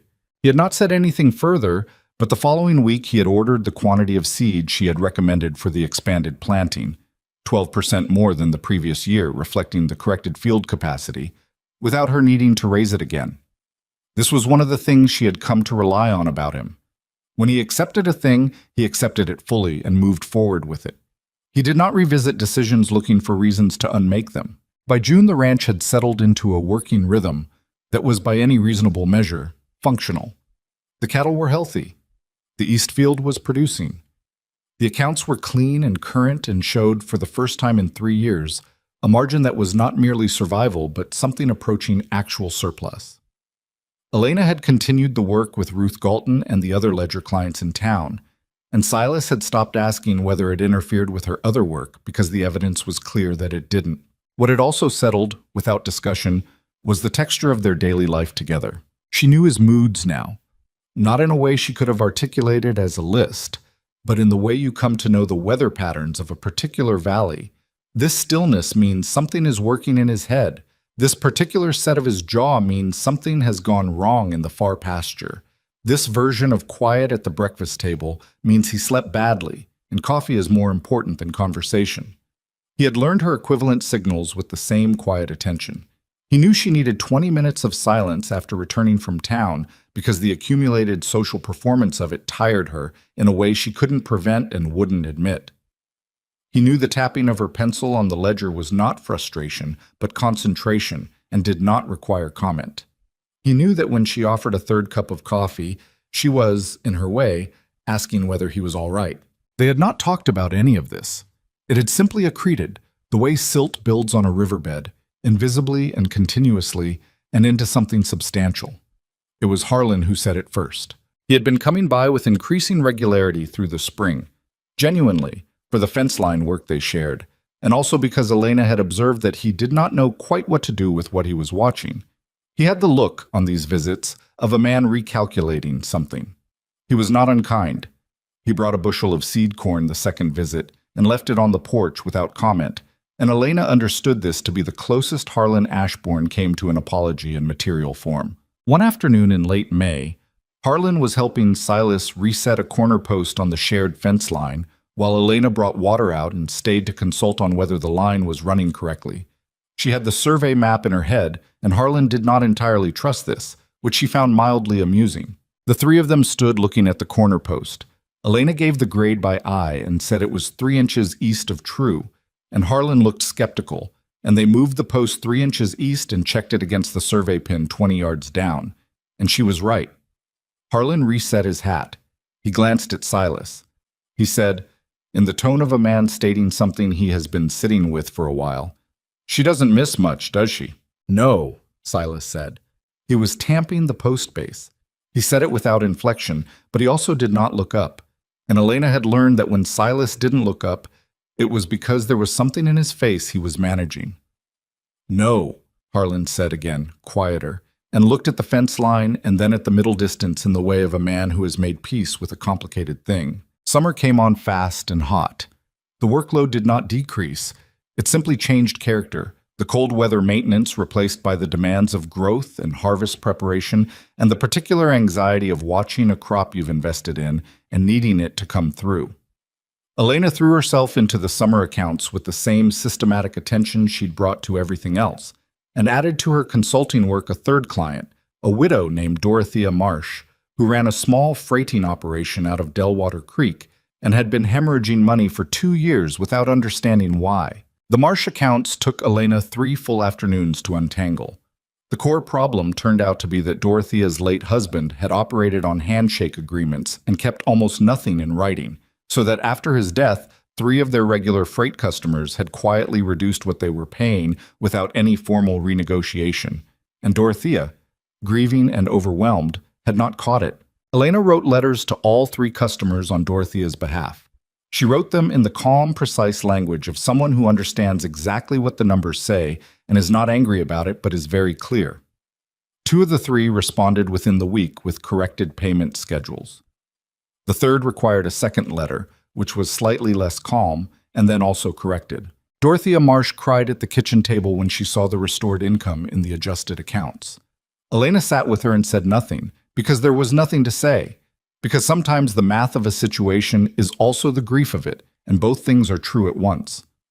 She told Silas about it that evening, not because she needed to process it, but because it had been a significant afternoon and they had reached the point where significant afternoons were reported. He listened. He said, "Good." She looked at him. "The letters," he said. "That was good." "I wasn't sure about the third one," she said. "It was firm?" "I was going to say pointed." "Sometimes that's what it takes," he said. "Some people only understand the second letter." She thought about that. "Is Clyde Durant a second letter person?" He considered. "Durant is a person who needs to see that no amount of letters will change the answer." "Have you shown him that?" "Working on it," Silas said, and turned the lamp up slightly for the evening's work. The roof repair happened on a Wednesday in late July. Elena registered this detail later, the way you register the ordinary facts that surround an extraordinary event. Wednesday, late July. The temperature was reasonable for the season, not the killing heat that sometimes came, but warm enough that working on the barn roof was real physical labor. Silas had been planning the repair for 2 weeks. The roofing material had been delivered. She had noted it on the barn list the morning it arrived. She was in the kitchen working through the quarterly accounts when she heard the sound. It was not a loud sound. That was the thing she remembered most clearly in the days after. Not a crash, not the dramatic noise you'd expect from something that was, in fact, a catastrophe. A sharp crack, a brief secondary sound, and then nothing. The nothing was what made her get up. She came out of the house and around to the barn and saw the ladder on the ground. She saw Silas on the ground beside it. He was conscious. That was the first thing she confirmed, getting to him at a pace that was faster than running felt, but was probably running. His eyes were open and he was making a sound that was controlled breath, the breath of a man managing pain, not the breath of a man who didn't know where he was. The ladder had pulled away from the barn wall. She would figure out later that a bracket had failed, and he had gone off the top section, which was roughly 14 feet up. "Don't move," she said. "I'm not," he said through his teeth. "Where does it hurt?" "Shoulder, left side." A breath. "Hip." "Same side." She looked at him carefully without touching him yet. He was on his back. His left arm was at an angle that was wrong. His face was the color of old ash. "You may have broken the shoulder," she said. "Yeah." The word came out compressed. "I'm going to check your legs." She moved to his legs with her hands, pressing carefully along the length of them, watching his face for the kind of reaction that would tell her something was seriously wrong below. His face tightened twice, once at the left hip, once lower on the left leg. But he didn't lose his breath or his focus, and when she asked him to move his feet, both moved. "No spine damage," she said, with a certainty she did not entirely feel. "But I need to help you inside, and I need to do it carefully. Can you hear me clearly?" "I can hear you," he said. "My head's all right." "Are you certain?" "I didn't hit my head. I landed on the shoulder and rolled." She sat back on her heels and made the calculations. A broken or dislocated shoulder. She didn't know which yet. The hip concerned her more than she was showing him. A hip break in a man of 42 out here, 4 miles from any doctor, with winter 8 weeks away. "Silas," she said. "Tell me," he said. He said it with his eyes on her face, and she understood that he was asking for the unfiltered version. "The shoulder I can deal with. The hip I need to look at before I can tell you anything. Getting you inside is going to hurt. I'm going to need you to help me as much as you're able." "All right." The doctor in Caldwell, 3 hours by horse, he said. I know. I know you know. She looked at the house and then back at him. Let me get you inside first, then I'll send for him. Who'll ride? I'll figure that out. She got him inside. It was not graceful, and it was not fast, and there were 2 moments where she had to stop and let him breathe through the pain before they could continue. She had one arm under his right side, taking as much weight as she could manage, and he moved on his own power, but only barely. And by the time they reached the bed in the downstairs room, he was sweating through his shirt despite the reasonable temperature. She got his shirt off and looked at the shoulder. It was dislocated, not broken. The joint visibly wrong, the shoulder high and forward in a way that a break wouldn't produce. She had seen a dislocation once, years before, when a farmhand at her grandfather's place had fallen from a hayrick. Her grandfather had said it himself with an economy of movement that had shocked her at the time, and that she had watched carefully because she was that kind of girl, the kind who watched carefully. She had never done it herself. The shoulder's dislocated, she said. He absorbed this. You know what to do with a dislocated shoulder? I watched it done once. A pause. Once. I'm confident in what I saw.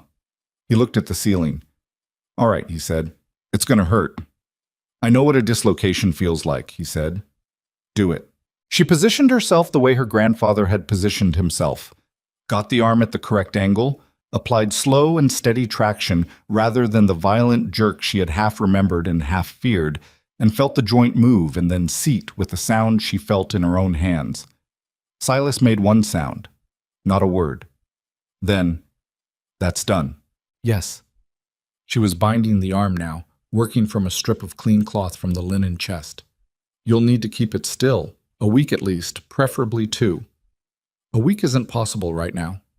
I know it isn't, she said. I'm telling you anyway. Now the hip. The hip was bruised, badly. The skin already showing deep color even in the first hour. But the joint moved correctly under pressure, and Silas confirmed that the pain, while significant, was impact pain rather than the grinding sensation of a structural break. She probed it for a quarter hour, asking questions, watching his reactions, building a picture that was not conclusive but was, she thought, cautiously reassuring. Not broken. Badly bruised, possibly with a crack she couldn't confirm. And she told him this. Probably not broken, she said, but you need the doctor to confirm that. Send Holt's boy, he said. Holt was the nearest neighboring property, a mile west. He rides fast.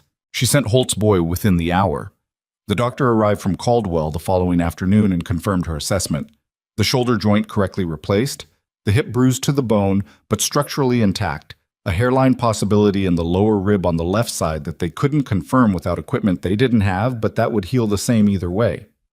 You did good work on the shoulder, the doctor said to Elena in the manner of a man giving credit that surprised him. I had a good model, she said. After the doctor left, she stood in the doorway of the downstairs room and looked at Silas in the bed. He looked wrong in it, too still, too horizontal, a man whose natural state was vertical and in motion. The roof still needs finishing, he said. I know. I can't. I know, she said. I'll look at what's left. He looked at her. Elena. She waited. The bracket that failed, he said. I checked it 2 weeks ago. It probably looked fine 2 weeks ago. I should have replaced it anyway. She looked at him for a long moment. He was not a man who dwelled on things, which meant that when he did, it mattered. You fell, she said. That's what happened. The rest of it we deal with. The roof will be handled. The east field is fine. I checked this morning. The cattle in the north. Silas. She said his name the way you say a name when you need someone to stop talking and hear you. I have a list. I've had a list since yesterday afternoon. The roof, the east field, the cattle rotation, the water situation in the barn, the account with the Caldwell seed supplier that's due in 2 weeks. I have all of it. She paused. Let me do my job. He was quiet. He looked at her with that direct, unperformed quality, and she held it steadily. All right, he said. She had not actually been entirely sure she could manage it. She was sure of the accounts, those she could handle in her sleep. She was sure of the organizational logistics, the scheduling, the supply questions. What she wasn't sure of was the physical ranch work, the livestock management at the scale it needed, the daily dozen tasks that Silas compressed into his pre-dawn hours with the efficiency of a man who had been doing them for decades. She learned them. She did not learn them elegantly or quickly, but she learned them with the same stubborn, systematic attention she brought to everything else. The cattle rotation she figured out from the notes in his ranch journal, which he had kept in a shorthand she decoded over the first 2 days. The water situation in the barn she solved with a combination of his coal and iron pot method from the winter and a modification of her own that he would probably improve on when he was mobile. The east field she checked twice a day and recorded what she saw and made decisions based on what the records suggested and what her own observation confirmed. The roof was the problem. She went up and looked at it on the second day after the fall, which was perhaps not her best decision, but she needed to know what was there. What was there was 2/3 of the repair completed, 1/3 remaining, the missing section over the northwest corner where weather came in hardest. She came back down the ladder with her jaw set. Harlan appeared on the 4th day. He had heard, of course he had heard, news moved through Delwater Creek's information network at a speed that impressed and occasionally alarmed her, and he rode in looking like a man uncertain of his welcome and prepared to be useful regardless. Elena met him at the gate. "How bad?" he said. "Shoulder and hip," she said. "The doctor's been out. No break in the hip, the shoulder's set. He'll be 4 to 6 weeks before he's at full capacity." Harlan's face moved through several things. "What do you need?" She looked at him steadily. This was, she understood, a significant moment in a relationship that had been slowly and imperfectly repairing itself since November. She had options here. She could be cool. She could require him to offer more before she accepted. She could make it cost him something. She chose to need what she needed. "The roof," she said. "The northwest section. I can hand materials, I can do the lower sections, but the peak work needs someone who's done it before." "I can do it," Harlan said. "I know you can." He tied his horse. He came through the gate. He stopped and looked at her with the expression she had last seen on the street in front of the post office. Except now it was different, inverted somehow, the discomfort pointing in a different direction. "I don't have words that are enough," he said. "I know," she said. "Come fix the roof." They spent 2 days on it. Harlan did the peak work. Elena did everything below it, working with more competence than she had managed alone and more purpose than she'd ever worked with on a ladder. She drove nails in a way that Silas would have adjusted slightly, but would not have been ashamed of. And she knew this because she had spent 7 months watching him work and had not wasted the watching. They did not talk much while they worked. In the evenings, Harlan sat with Silas in the downstairs room, and they talked the way brothers talk when one of them has been frightened, obliquely, about the ranch and the fence line and the coming harvest, about everything except the thing that had put Silas in that bed. Elena brought coffee and did not stay because there was other work, and also because some conversations need a different kind of room. She was in the kitchen one evening working through the account that was due to the Caldwell seed supplier when she heard Silas laugh. She stopped. Not a long laugh, not a big one, but a real one, unguarded, the kind that happens when something is actually funny rather than when a person decides to perform amusement. She had not heard it before. It was lower than she expected and shorter, and it was gone almost immediately, but it had been real. She went back to the accounts and found herself slightly unable to concentrate for the next few minutes, which was annoying. The cattle were her largest anxiety. She had learned the rotation and was managing it correctly, she believed, but cattle were animals with their own opinions, and one of the older cows in the North group had developed a leg problem that Elena noticed on the 6th day. A slight favoring of the right rear that she'd been watching and hoping would resolve, and which was not resolving. She went into the downstairs room and told Silas about it. "Which one?" he said. "The older brindle, the one with the notched ear on the left." He thought for a moment. "That's Mabel." She looked at him. "You named the cattle?" "Some of them," he said, in the tone of a man who is not apologizing for this. "Mabel," she said. "Right rear, slight lameness, day 3 of watching it. It's either the hoof or the fetlock joint. Check the hoof first. There's a pick in the barn, 3rd hook on the left wall. If she'll let you get the foot up, she won't be happy about it." "No," he said, "she won't. But she's not mean. She'll complain and hold still." "And if it's the fetlock?" Come back and tell me, and we'll figure out next steps. Elena picked Mabel's hoof. Mabel complained extensively and held still.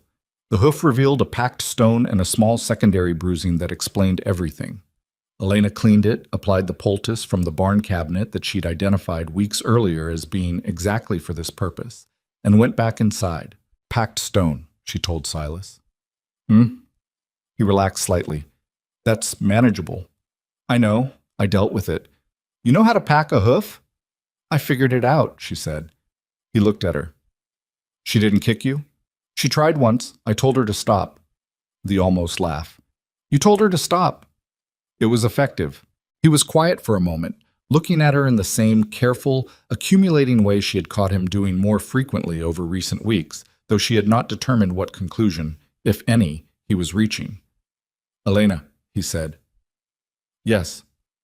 You've been managing this ranch for 10 days. 11, she said. Today's Thursday. 11 days alone. Not alone. Harlan finished the roof. Alone in the ways that matter, he said. She looked at him. He was propped against the headboard with the stillness of someone who has accepted, temporarily, that stillness is required, but his eyes were clear and direct. The color had come back into his face over the past few days. He looked like himself again, which was a relief she had been too busy to properly feel until now. It's your ranch, she said. I'm keeping it running until you're back on your feet. That's the appropriate thing to do. That's not what I meant, he said. She waited.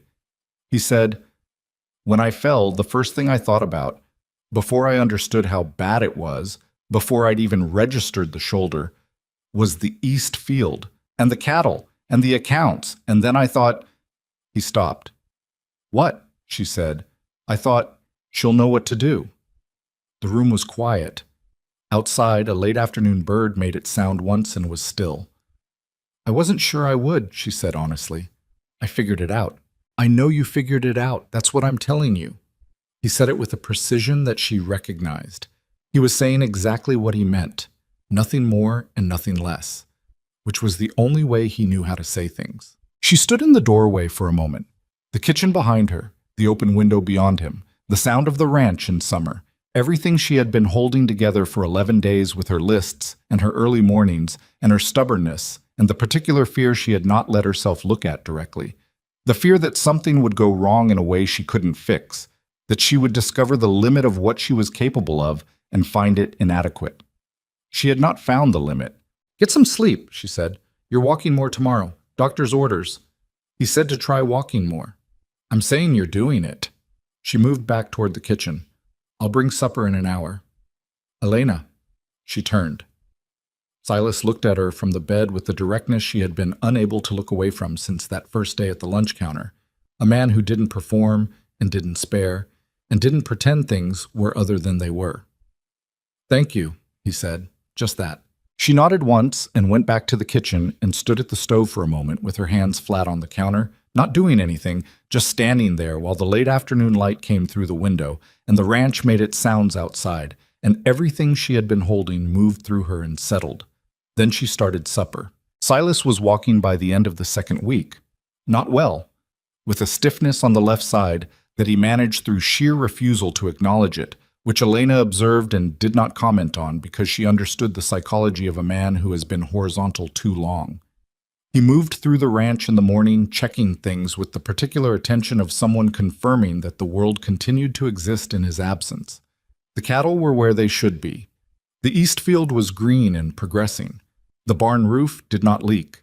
He stood under the northwest corner of the roof one morning and looked up at it for a long time. The seam line's slightly off on the upper course, he said. I know, Elena said from behind him. Harlan said it was the best he could do at that angle. I told him it would hold. It'll hold, he agreed. He looked at it another moment. He came and did this. He did. Silas turned away from the barn. He did not say anything further about Harlan, but something in his posture had shifted, in the way it shifted when he had filed something under a category that no longer required active management. The morning walks became longer each day. Elena tracked this without appearing to track it, the same way she tracked everything, noting, recording internally, adjusting her own work schedule around what he could and couldn't yet take back. She handed things over as he reclaimed them, Not all at once, but piece by piece, the way you return borrowed weight. The cattle rotation first because it was his and he needed it. The barn morning check second.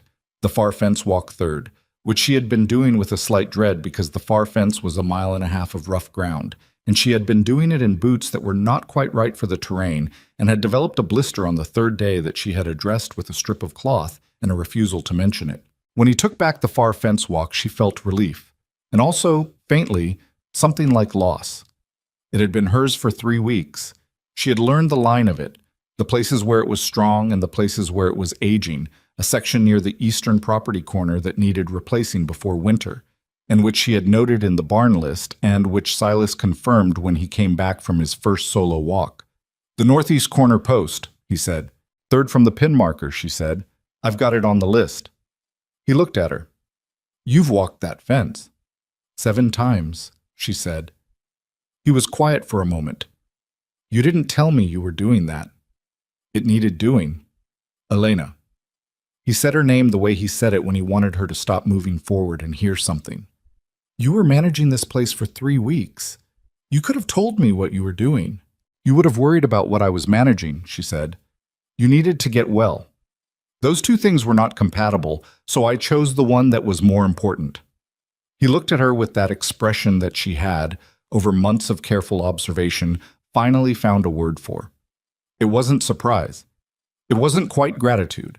It was the look of a man who keeps being shown something he had not known to expect and has not yet fully adjusted to the fact that it is simply, consistently there. "That was a high-handed decision," he said. "Yes," she agreed. "It was." A beat. "All right," he said. The Eastfield harvest came in at the end of August and exceeded the projection by 8%. Elena stood at the edge of the field on the morning they finished bringing it in and did the arithmetic in her head, and then wrote it in the ledger and sat with the number for a moment before showing it to Silas at supper. He looked at it. He set down his fork. 8% over, she said. "I can read it." "The northeast corner was the difference. If the drainage hadn't—" "I know what the difference was," he said. He looked at the number a while longer. Then he looked at her across the table. "When you showed me that drainage plan in February, the first version, before we found the rock shelf, I thought you were probably right about most of it." "But not all of it," she said. "I thought you might be overestimating the northeast section. The ground up there's been poor for years. I figured even with the drainage it would probably come up to average at best." She looked at the ledger number. 8% over. 8% over, he said. "On a field I'd been farming for 6 years and never got above projections on." She understood that this was not a simple agricultural observation. She received it as what it was, without making more of it than he intended. "The south section could do the same thing," she said. "The soil profile there is actually better than the east field. It just needs the yield rotation adjusted. I've been looking at it." "Show me what you're thinking." "After supper," she said. "After supper," he agreed, and picked up his fork. The conversation with Clyde Durant happened in September, and it happened publicly, which was not what Elena had planned, but which, she later thought, was probably how it needed to go. The occasion was the harvest gathering that Delwater Creek held each September in the open field behind the Grange Hall. Not a formal event, nothing organized, just the accumulated habit of a community that had been marking the end of harvest with food and proximity for as long as anyone could remember. Elena and Silas went because Silas had always gone, and Elena had no reason not to. Durant found them within the first 20 minutes. He was a man who had learned, Elena had noted over a year of observation, to dress his intentions in the fabric of social pleasantry so thoroughly that the intentions were sometimes invisible until you already had them in your hands. He came over with a plate of food in a broad manner and said something pleasant to Silas about the weather and something pleasant to Elena about the fall color in the hills, and then he said easily, as if it were merely a continuation of conversation, "I heard your East Field did well this year, Silas." "It did," Silas said. "Good yield. Good yield." Durant smiled. "Must be a relief after the rough stretch. These last few years—" "The ranch is in good shape," Silas said. Not harshly, just as a statement of current fact. Durant's smile didn't change, but something behind it recalibrated. His eyes moved to Elena briefly and then back. "Your wife's been taking on bookkeeping around town, I hear." She has, Silas said. Must be handy. There was something in the word handy, a diminutive quality, faint and deniable. But there. Elena said, Mr. Durrant, the East Parcel, the section you've been interested in for the past several years. Durrant looked at her with the expression of a man who has been addressed unexpectedly by someone he had been speaking around. The assessed value on that parcel, based on the current yield data and the drainage improvements, is approximately 40% higher than it was 3 years ago, she said. She said it the way she said everything, not aggressively, just with the precision of someone who knows the exact figure and sees no reason not to name it. I mention this because I want to be clear that we understand what it's worth, in case that's useful information going forward. Durrant looked at her for a moment. The pleasant expression was still there, but there was a quality behind it now of a man who has just been shown the full hand and knows it. I'm sure it is, he said, just being neighborly. Of course, Elena said. He moved on. Silas watched him go and then looked at Elena with an expression that was not quite a smile because his face didn't often arrive at smiles fully, but was in the neighborhood of one. You've been saving that, he said. Since January, she said. The numbers weren't solid enough until the harvest came in. 40%'s the right figure? Conservative, she said. I could defend 45 if I needed to. He was quiet for a moment. He won't be back. Not with that particular approach, she said. He may try something else eventually. If he does, Silas said, I expect you'll have already thought about it. Probably, she said. Ruth Galton appeared at Elena's elbow shortly after with a cup of cider and the particular expression of a woman who had witnessed something she appreciated. I saw that, she said to Elena. It was just a conversation, Elena said. Ruth said in the tone of a woman who has been around long enough to know the difference between a conversation and a message. The community's relationship with Elena had shifted over the year in ways that were not dramatic. No single moment of transformation, no grand reckoning. It was more like the way the light changes through a day, gradual and total, so that by evening you're in a different quality of illumination without being able to identify the exact hour it changed. Berta Solis had started saving the best flour for Elena's order without being asked. The woman whose name Elena had learned was May Hendricks, wife of the town council member, the one who had initially been skeptical on the station platform, had asked Elena's opinion on a supply dispute with a Caldwell merchant, and had taken the advice and been proved right, and after that had become something approaching an ally. Even the land office notary Phelps, who had witnessed the unusual specificity of the marriage contract with mild bewilderment, greeted Elena now with the respect of a man who had watched a prediction he hadn't fully formed turn out to be correct. Harlan came to supper in October. This was not unprecedented. He had come several times since the roof repair, the visits gradually becoming more ordinary, the stiffness between him and Elena wearing down through repetition and the passage of events. But this October visit was different because he arrived with a bottle of whiskey and the expression of a man who has been building toward something. Elena made supper and let the brothers talk while she worked, in the way she had learned to be present and not present simultaneously, close enough to hear, separate enough to give them the room that brothers sometimes need. After supper, while she was clearing, Harlan said, The Galton woman told my neighbor's wife that your books are better than any she's seen from here to Caldwell. Ruth is generous, Elena said. She's not, actually, Harlan said. Ruth Galton is one of the least generous people in Delwater Creek in terms of compliments. Means she's saying what she thinks. Elena set down the plates. Harlan looked at her with the complicated expression that had replaced the simpler, worse one he'd worn on the station platform. I made a judgment based on... He stopped, looked at the table. I made a bad judgment. You told me on the porch, she said, last November. I know I did. I'm saying it again. He looked up. Because it needs to be said more than once, what I did on that platform. Harlan, she said.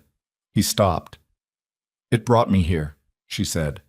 Not softly, not with the performance of forgiveness, but as a statement of actual fact. If you'd accepted me at the station, I'd have spent my life on the wrong ranch. Something in Harlan's face broke open slightly and then reformed. He looked at Silas. Silas was looking at Elena. She picked up the plates and went to the kitchen, and behind her she heard Harlan pour 2 measures of whiskey and the quiet that followed, and she thought that some things resolved themselves not through dramatic declaration, but through enough time and honesty, and the slow, ordinary work of people who keep showing up. The second winter was different from the first. The difference was not in the weather. The weather was, if anything, worse. The snow arriving earlier and deeper. The temperature in January dropping below anything Elena's first winter had offered. The difference was in how they moved through it.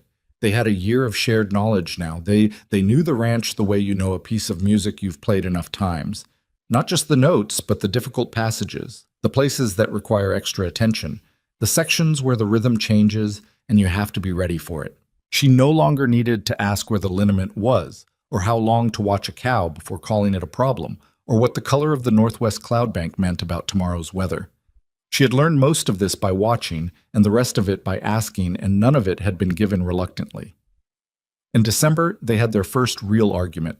It was about the South Field rotation, which she had been planning since September, and which she had brought to him in November with a full proposal.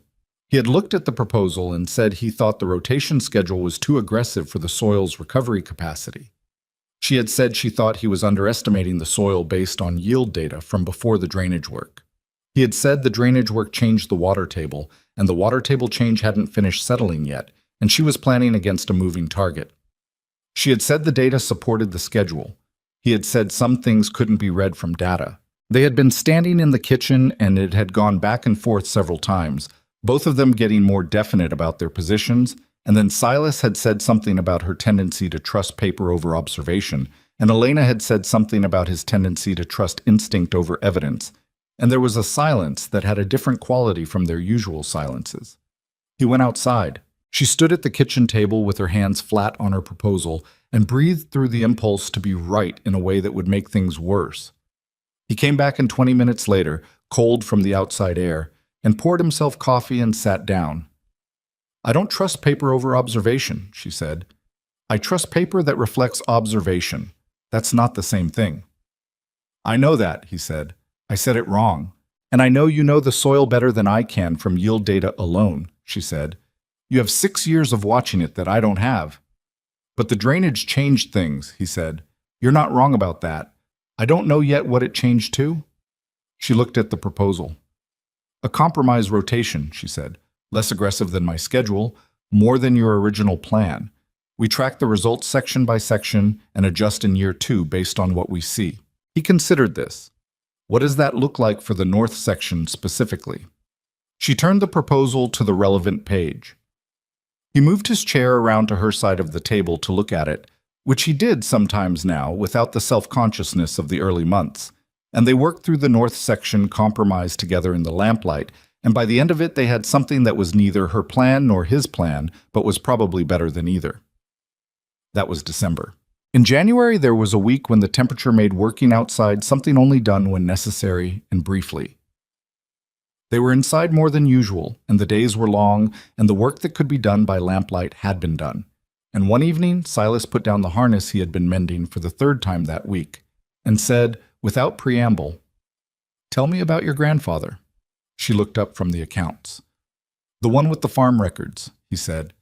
"In Ohio." She closed the ledger. "What do you want to know?" "Whatever you want to tell." She thought for a moment. This was how he asked for things. Not with detailed questions, but with open space, trusting her to fill it with what was true. She told him about the farm in Ohio, about the smell of the records room, which was old paper and soil and something mineral she'd never identified. About the way her grandfather walked the fields every morning, with the same route and the same attention, stopping at the same points to check the same things, not from habit, but from discipline.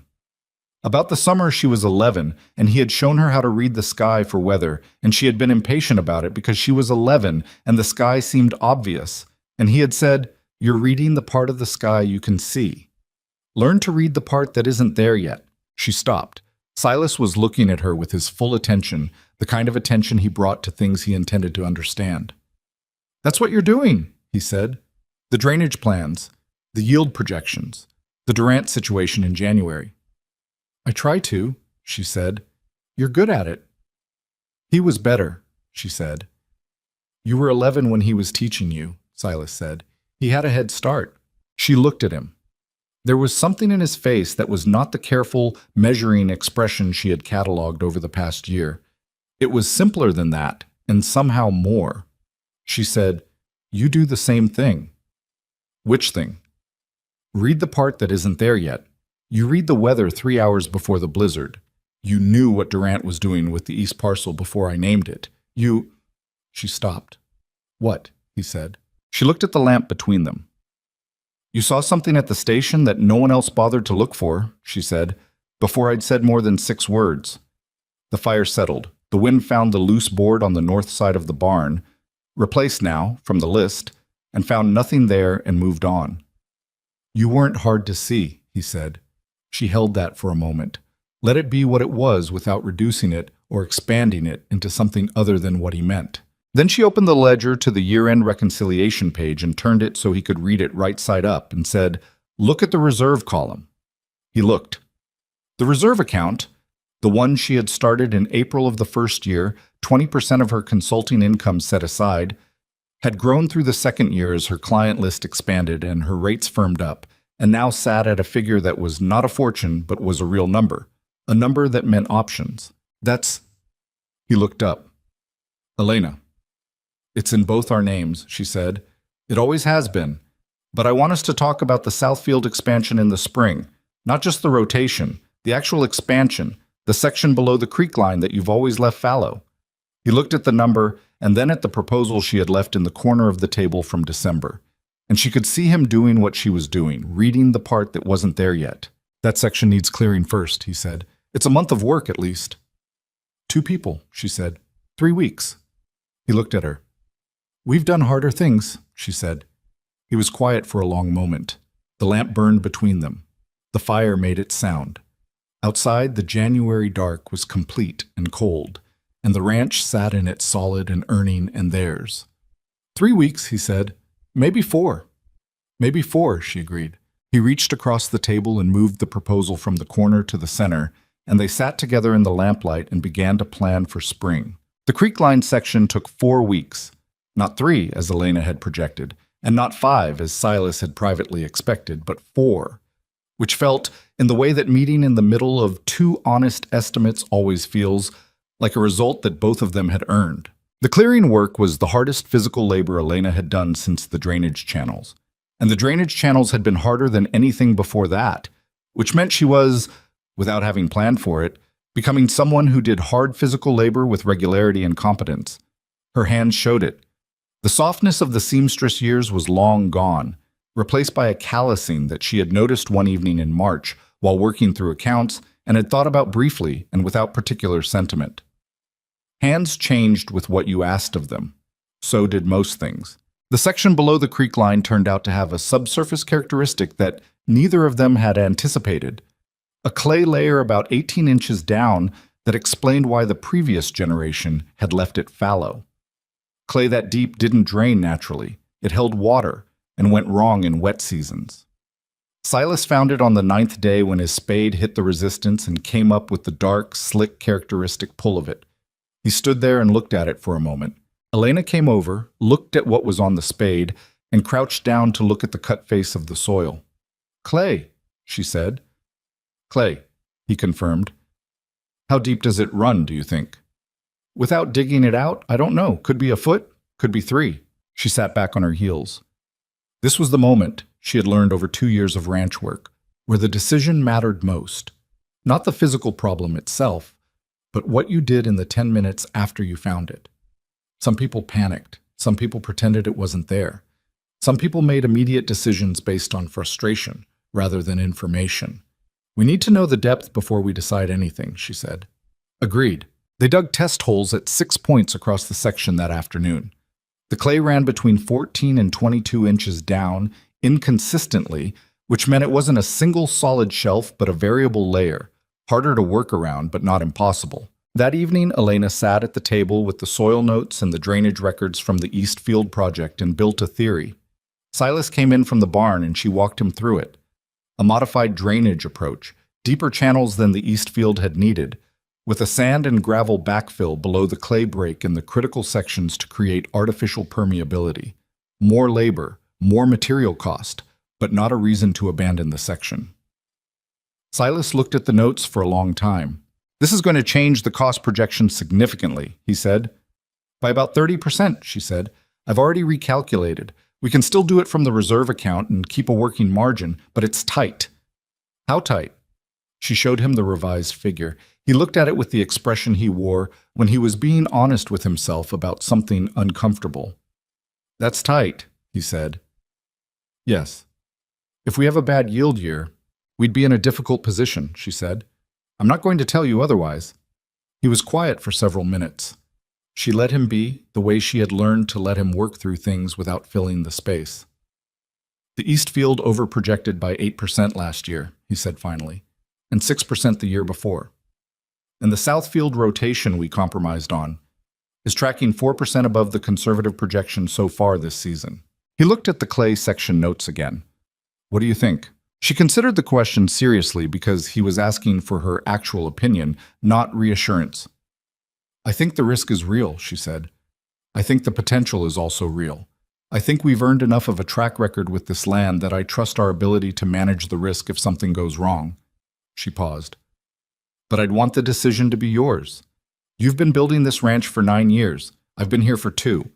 My read on the risk has to account for what I don't know yet." He looked at her steadily. "That's the most careful thing you've ever said to me." "It's a careful situation." He thought for another moment. "We do it," he said. "The modified drainage. We do it right, and we do it once, and we don't have to do it again." She nodded and turned to the cost projection page to begin the revised supply order. "I'll have the numbers to you by morning." "I know you will," he said. The section was producing by the following spring. Not fully. New ground doesn't give everything in its first year, and the clay layer continued to require attention in the wetter sections. But producing, generating real yield from land that had been wasted for 2 decades. Elena stood at the edge of it in May and felt the particular satisfaction of a complicated problem correctly solved, which was different from and better than the satisfaction of an easy problem, and which she thought her grandfather would have recognized if she could have shown it to him. She could not have shown it to him. He had been dead for 18 years. But she had spent enough time in this valley learning to read the part of the sky that wasn't there yet, that she understood, in some inarticulate way, that the things people teach us don't require their presence to keep working. It was in the second half of the 3rd year that Delwater Creek began to treat the Ashbourne Ranch as a reference point. This was not something Elena had aimed for and not something Silas would ever have claimed. It happened the way useful reputations happen. Through enough interactions where the information proved reliable and the judgment proved sound, until people started bringing questions before they became problems. May Hendricks came first, with a dispute about water rights on the creek line that bordered her property. Elena talked through the legal landscape with her and connected her with the right person in Caldwell to handle the formal portion, and the dispute was resolved in May's favor within a month. Then a younger man named Peter Caswell, who had recently taken over a struggling cattle operation east of town, came to Silas about soil management, and Silas walked the land with him for 2 hours and came back with the particular satisfaction of a man who has been useful in a way that required everything he knew. "Did you charge him?" Elena asked. "No," Silas said. "You should. He can't afford it yet." She looked at him. "I know. That's why I said it, and then I'll stop saying it." He almost smiled. "He's going to make that ranch work," he said. "He just needs someone to show him where the mistakes are before he makes them." "You sound like someone I used to know," she said. He looked at her. "At a lunch counter," she said. "Long time ago." This time, the almost smile arrived. She had never fully mapped the territory of Silas Ashbourne's humor. It was too dry and too quiet and too particular to him for a complete map.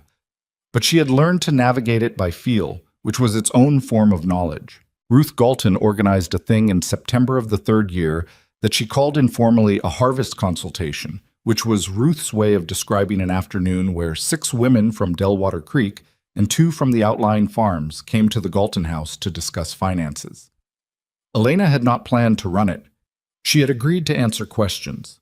What happened was that she sat at Ruth's large kitchen table with 8 women who had been managing household and business accounts for years in the margins of enterprises their husbands nominally ran. And the questions they asked were not simple questions. They asked about loan structures and when to take on debt and when not to.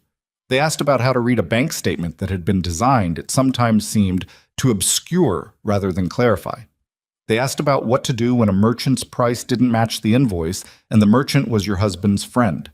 They asked about inheritance and what the law said about property that a woman brought into a marriage versus what grew from it after. Elena answered what she knew and said clearly when she didn't know, and wrote down the things she didn't know so she could find out. She stayed 3 hours longer than she had planned. Walking home in the late afternoon, Silas met her on the road in the wagon. He had known, without her telling him, approximately when she would be coming home. She climbed up beside him and he turned the horses. "How was it?" he said. "Long," she said. "Important." "Both at once." "Usually the way it works." He drove for a moment. The valley in the September evening was the color of everything that was about to change, the particular gold of a season on its way out, which she had come to love without sentimentality, the way you love things that are honest about what they are. "I think I want to do it regularly," she said. "Some version of it. Not at Ruth's necessarily, but—" She stopped. "Here," he said. She looked at him. "We've got the table," he said, "and the space, and you know what you're doing." She considered this. "It would mean people coming to the ranch." "I know." "Regularly. Women from town. Possibly their husbands eventually, if it expands." "Elena," he said, "I know what you're describing." She looked at him sideways. He was watching the road with the forward attention that meant he was also watching her. In the peripheral, attentive way he watched things he cared about. "All right," she said. "Good," he said. The consultations became a regular thing. Once a month through the fall and winter, twice a month in the spring when planting decisions pressed on everyone.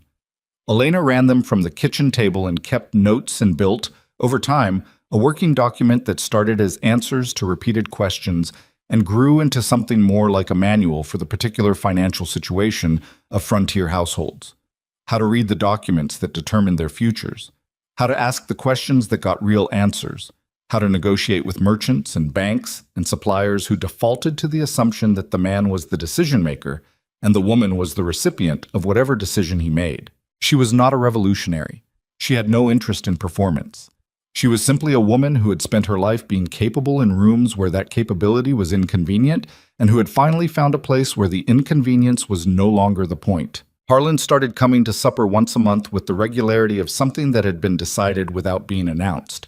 He and Silas had arrived at an equilibrium that Elena thought was probably the truest version of their relationship, not the hierarchy of older and younger brother, not the distance that had grown through years of Silas living in Harlan's shadow, but something more honest. Two men who were different in almost every way that mattered, and who had stopped pretending otherwise, and found that underneath the pretense there was, in fact, genuine affection. Harlan's ranch was doing better. He had made changes, some of which he'd consulted Silas about, and some of which he'd asked Elena to look at from the account side, and he had done this without fanfare or elaborate acknowledgement of what it meant that he was asking. One evening, in the winter of the third year, after supper, Harlan sat at the table with his coffee and looked at the kitchen in the way of someone who is thinking about something else while appearing to look at one thing.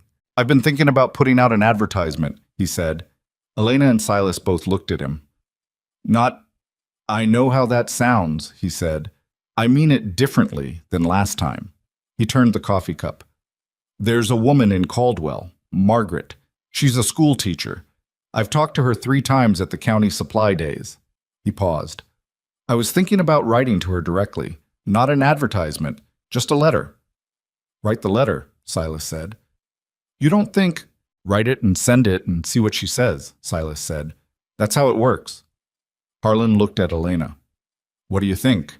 She looked at this man who had stood on a platform 14 months before her arrival and made the worst decision of his life with the casual confidence of someone who didn't know yet what careful looking cost. Who had then spent the better part of 3 years doing the slow work of becoming someone worth trusting again. Not through dramatic gesture, but through showing up with seed corn and roofing work and monthly suppers, and the willingness to say I was wrong more than once, when once would have been easier. "I think a woman who's been teaching school in Caldwell for years is probably tired of being underestimated," Elena said. "So write an honest letter. Tell her the real things about the ranch and the real things about yourself, including the parts that aren't flattering. If she's the right person, That's what will matter. Harlan was quiet for a moment. That's specific advice. It's the only kind I have, she said. He wrote the letter. Margaret from Caldwell wrote back within 2 weeks. This was not the end of anything, but the beginning of something that didn't belong to Elena's story to tell. Only to note that Harlan Ashbourne, who had once built a woman in his imagination and rejected the real one, was learning to look at what was actually in front of him. The question of children came up in December of the 3rd year, raised by Silas unexpectedly, on an evening when they were doing nothing more momentous than fixing a harness buckle and reviewing the quarterly accounts. He said, "Have you thought about it?" She looked up from the ledger. She understood immediately what he was asking and did not pretend otherwise. "Yes," she said. "And?" "I'm 34, she said. "I know how old you are. The ranch is finally at the point where it can sustain a disruption without—" "Elena." She stopped. "I didn't ask about the ranch," he said. She set down her pencil. She had thought about this, more than she had written in the notebook, more than she had let herself think about directly. The truth was that the shape of wanting it had crept up on her over the 3rd year in the way that honest desires do when you stop suppressing them in favor of practicality. "Yes," she said, "I want it." He nodded in the way he received important information, without performance, without excess, with complete attention. "All right," he said. "That's your response?" "What response were you expecting?" She thought about it. "Something more." "I want it too," he said. "I've wanted it for a while. I didn't want to bring it up before the ranch was stable enough that it wasn't just need talking." He looked at the harness buckle. "It's stable enough now." She looked at him for a long moment. This man who had told her the bad parts first in a lunch counter in November 3 years ago and had not once given her a reason to doubt that he meant what he said. "You're still not romantic," she said. "No," he agreed. "I know," she said. I stopped minding. Something crossed his face that was closer to a real smile than the almost version she had catalogued for 3 years. Briefer, more genuine, the kind that arrives before a person decides to have it. She picked up her pencil and went back to the accounts. The spring of the 4th year brought the first genuinely difficult loss they had faced together. Not a structural problem or a financial problem, but a real one, the kind you don't put on a list. The old brindle cow Mabel, whose packed hoof Elena had picked in the summer of the fall, and whose name she had learned with mild surprise, died in March after a short illness that the Caldwell vet said was simply age, and said it with the matter-of-fact of a man who had delivered this information many times. Silas was quiet for most of the day after. Elena did not try to fill the quiet. She did the morning work and the afternoon work and made supper and at the table said, "She was a good animal." "Yes," he said. "How old?" 11 years. I had her from the beginning."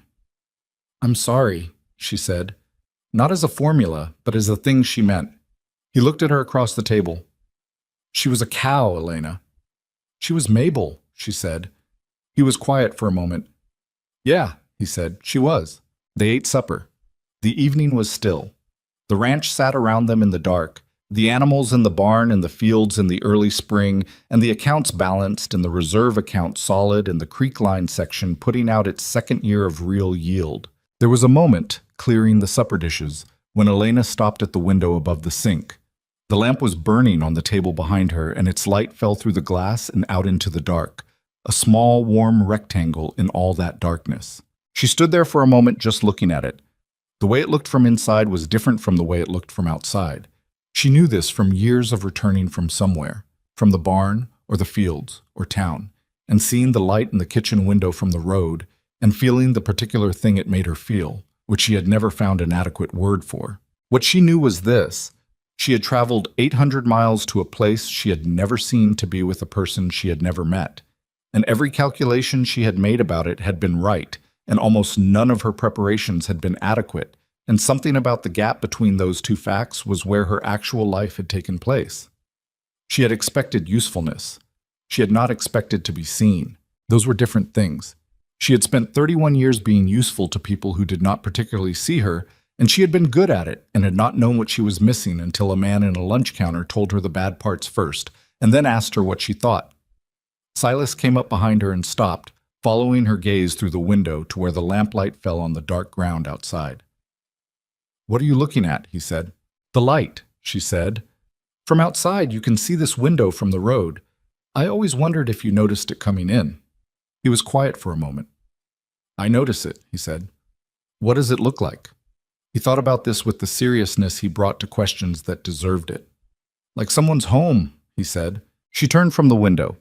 He was close, in the way of the house that had gotten smaller as they had gotten more comfortable in it, the distances that had been careful in the first months having contracted over time to the ordinary proximity of two people who shared a life. "I need to tell you something," she said. He waited. "The letter I wrote," she said, "when I was deciding whether to come.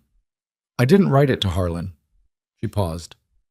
"I mean, I sent it to Harlan, but when I was writing it to whoever was going to read it and actually see what I was saying, and I thought—" She stopped. "I thought probably no one would. I thought it would be like all the other letters I'd written to no one." Silas looked at her with his full attention. "You read it," she said. "I did," he said. "Harlan showed it to you?" "Harlan couldn't figure out the accounts question you put in the third paragraph. He asked me to look at it." He paused. "I read the whole letter." She had suspected as much, in the way you sometimes suspect the shape of a thing before you know the facts of it. "What did you think?"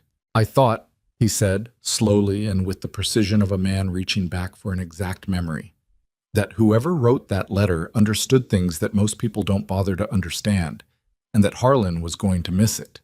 He looked at her. "I was right about both." She held his gaze for a moment. The fire made its sound. Outside, the spring night was cold and clear, and the mountains were up there in the dark, being what they always were. "You picked up a stranger at your brother's rejection," she said. "You weren't a stranger," he said. "I'd read your letter." "Silas?" "Elena." She looked at him. This angular, weathered man who had never once performed a thing for her, who had told her the bad parts first and kept every word of what he'd promised and learned her signals without being asked, and moved his chair around the table to look at her plans from her side, and not said one empty thing in 4 years of hard winters and difficult ground and work that never finished. "I burned the soup once," she said. "You burned it once," he agreed. "The chickens in the kitchen." "The chickens were fine," he said. "The kitchen smelled for a week." "The northeast drainage was exactly right," he said. She looked at him. "I wasn't what the letter promised. The letter promised someone exact and capable and unsentimental who would tell the truth even when it wasn't convenient," he said. "That's what showed up." "I'm not unsentimental," she said. "No," he said. "You're not. But you were when you wrote it, and that was the letter I read, and that was the woman I offered the lunch counter to." He looked at her steadily. "The rest of you I learned." She said nothing for a moment. The lamp burned between the kitchen and the dark. The ranch sat around them, solid in theirs, imperfect and earned. The books were balanced. The reserve account was real. The creek line section was producing. The old cow was gone and the memory of her remained, and that was the way things went. What Elena knew, standing in the kitchen of the house she had helped level and reshutter and fill with plans and arguments and cold cornbread and the smell of chickens and the smell of good soup and ledger ink and pine resin from the mountains, was that nothing about her life had gone the way she had planned. The plan had been usefulness, practicality, a working arrangement in a place where what she could do would be counted rather than overlooked. She had planned for that, and it had come true, and it had turned out to be the smallest part of what she had found.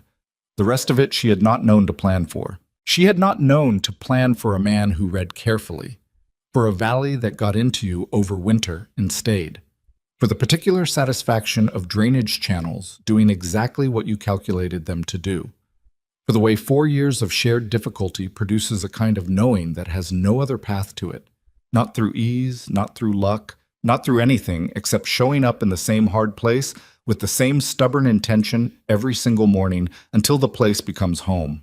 She had not known to plan for being seen. "I should put out the lamp," she said. "It's late." "In a minute," he said. She left it burning. Outside, if you stood at the road and looked east toward the valley, you could see the window of the Ashbourne kitchen glowing warm and steady in the dark. A small rectangle of light in the enormous quiet of the frontier, the mountains behind it going up into stars, everything out there cold and beautiful and indifferent, and the light itself neither of those things. Just present, just constant, just someone home. The years that followed were not easy years because easy years do not exist on the frontier, but they were good years. In the way things are good when they are built on what is actually true rather than what you wished were true. The ranch grew. The community grew around the ranch. The woman who had arrived on a November stagecoach with a trunk and a leather satchel and a composure she was holding together with both hands had become something the valley would remember long after the details went soft, not because she was exceptional in the way of legends, but because she had been honest about what she was and had not stopped being it under any of the pressures that would have given her good reason to. That is a harder thing than it sounds. It is, in fact, the hardest thing. And on the evenings when Silas came in from the work and saw the lamp burning in the kitchen window from the road, the same lamp every evening, the same warm rectangle of light, he knew what he was riding toward. Not perfection, not ease, not the version of things he had imagined before life taught him the difference between imagination and knowledge. Just her, just the light she left on. Just the life they had made from what was honest, in the middle of the enormous dark. On ground they had worked until it gave what it had. That was enough. That was, in the end, everything.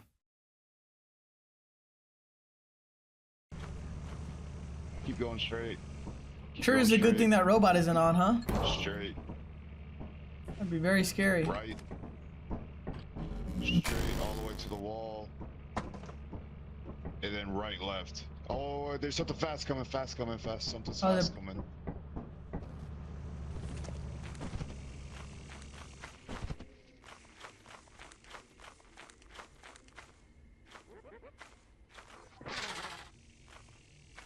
Little fucker. Bad day, how are you? I'm doing pretty good. Not to gloat. Oh, hey, Zerty. It scared the crap out of me. There's a bracket inside. Careful.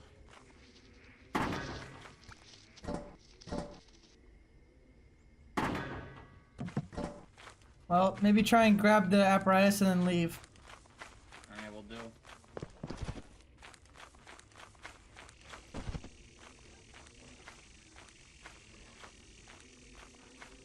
What happened, Trevi?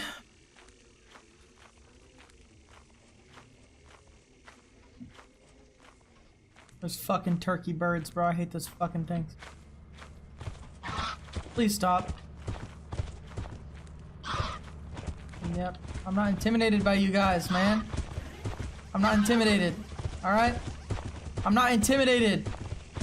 Alright? I don't give a fuck. Ow!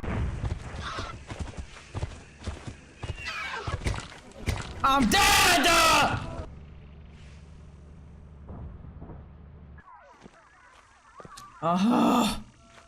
Fuck. At least it's blowing them up.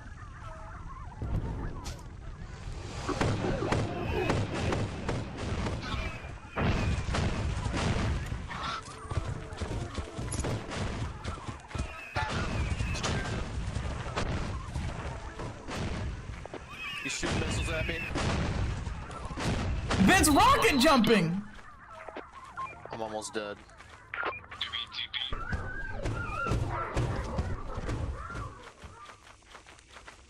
Oh my god, Zerty clutch!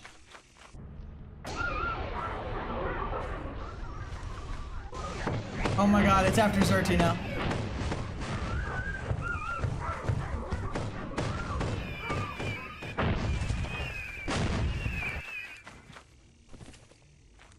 He's going the wrong way!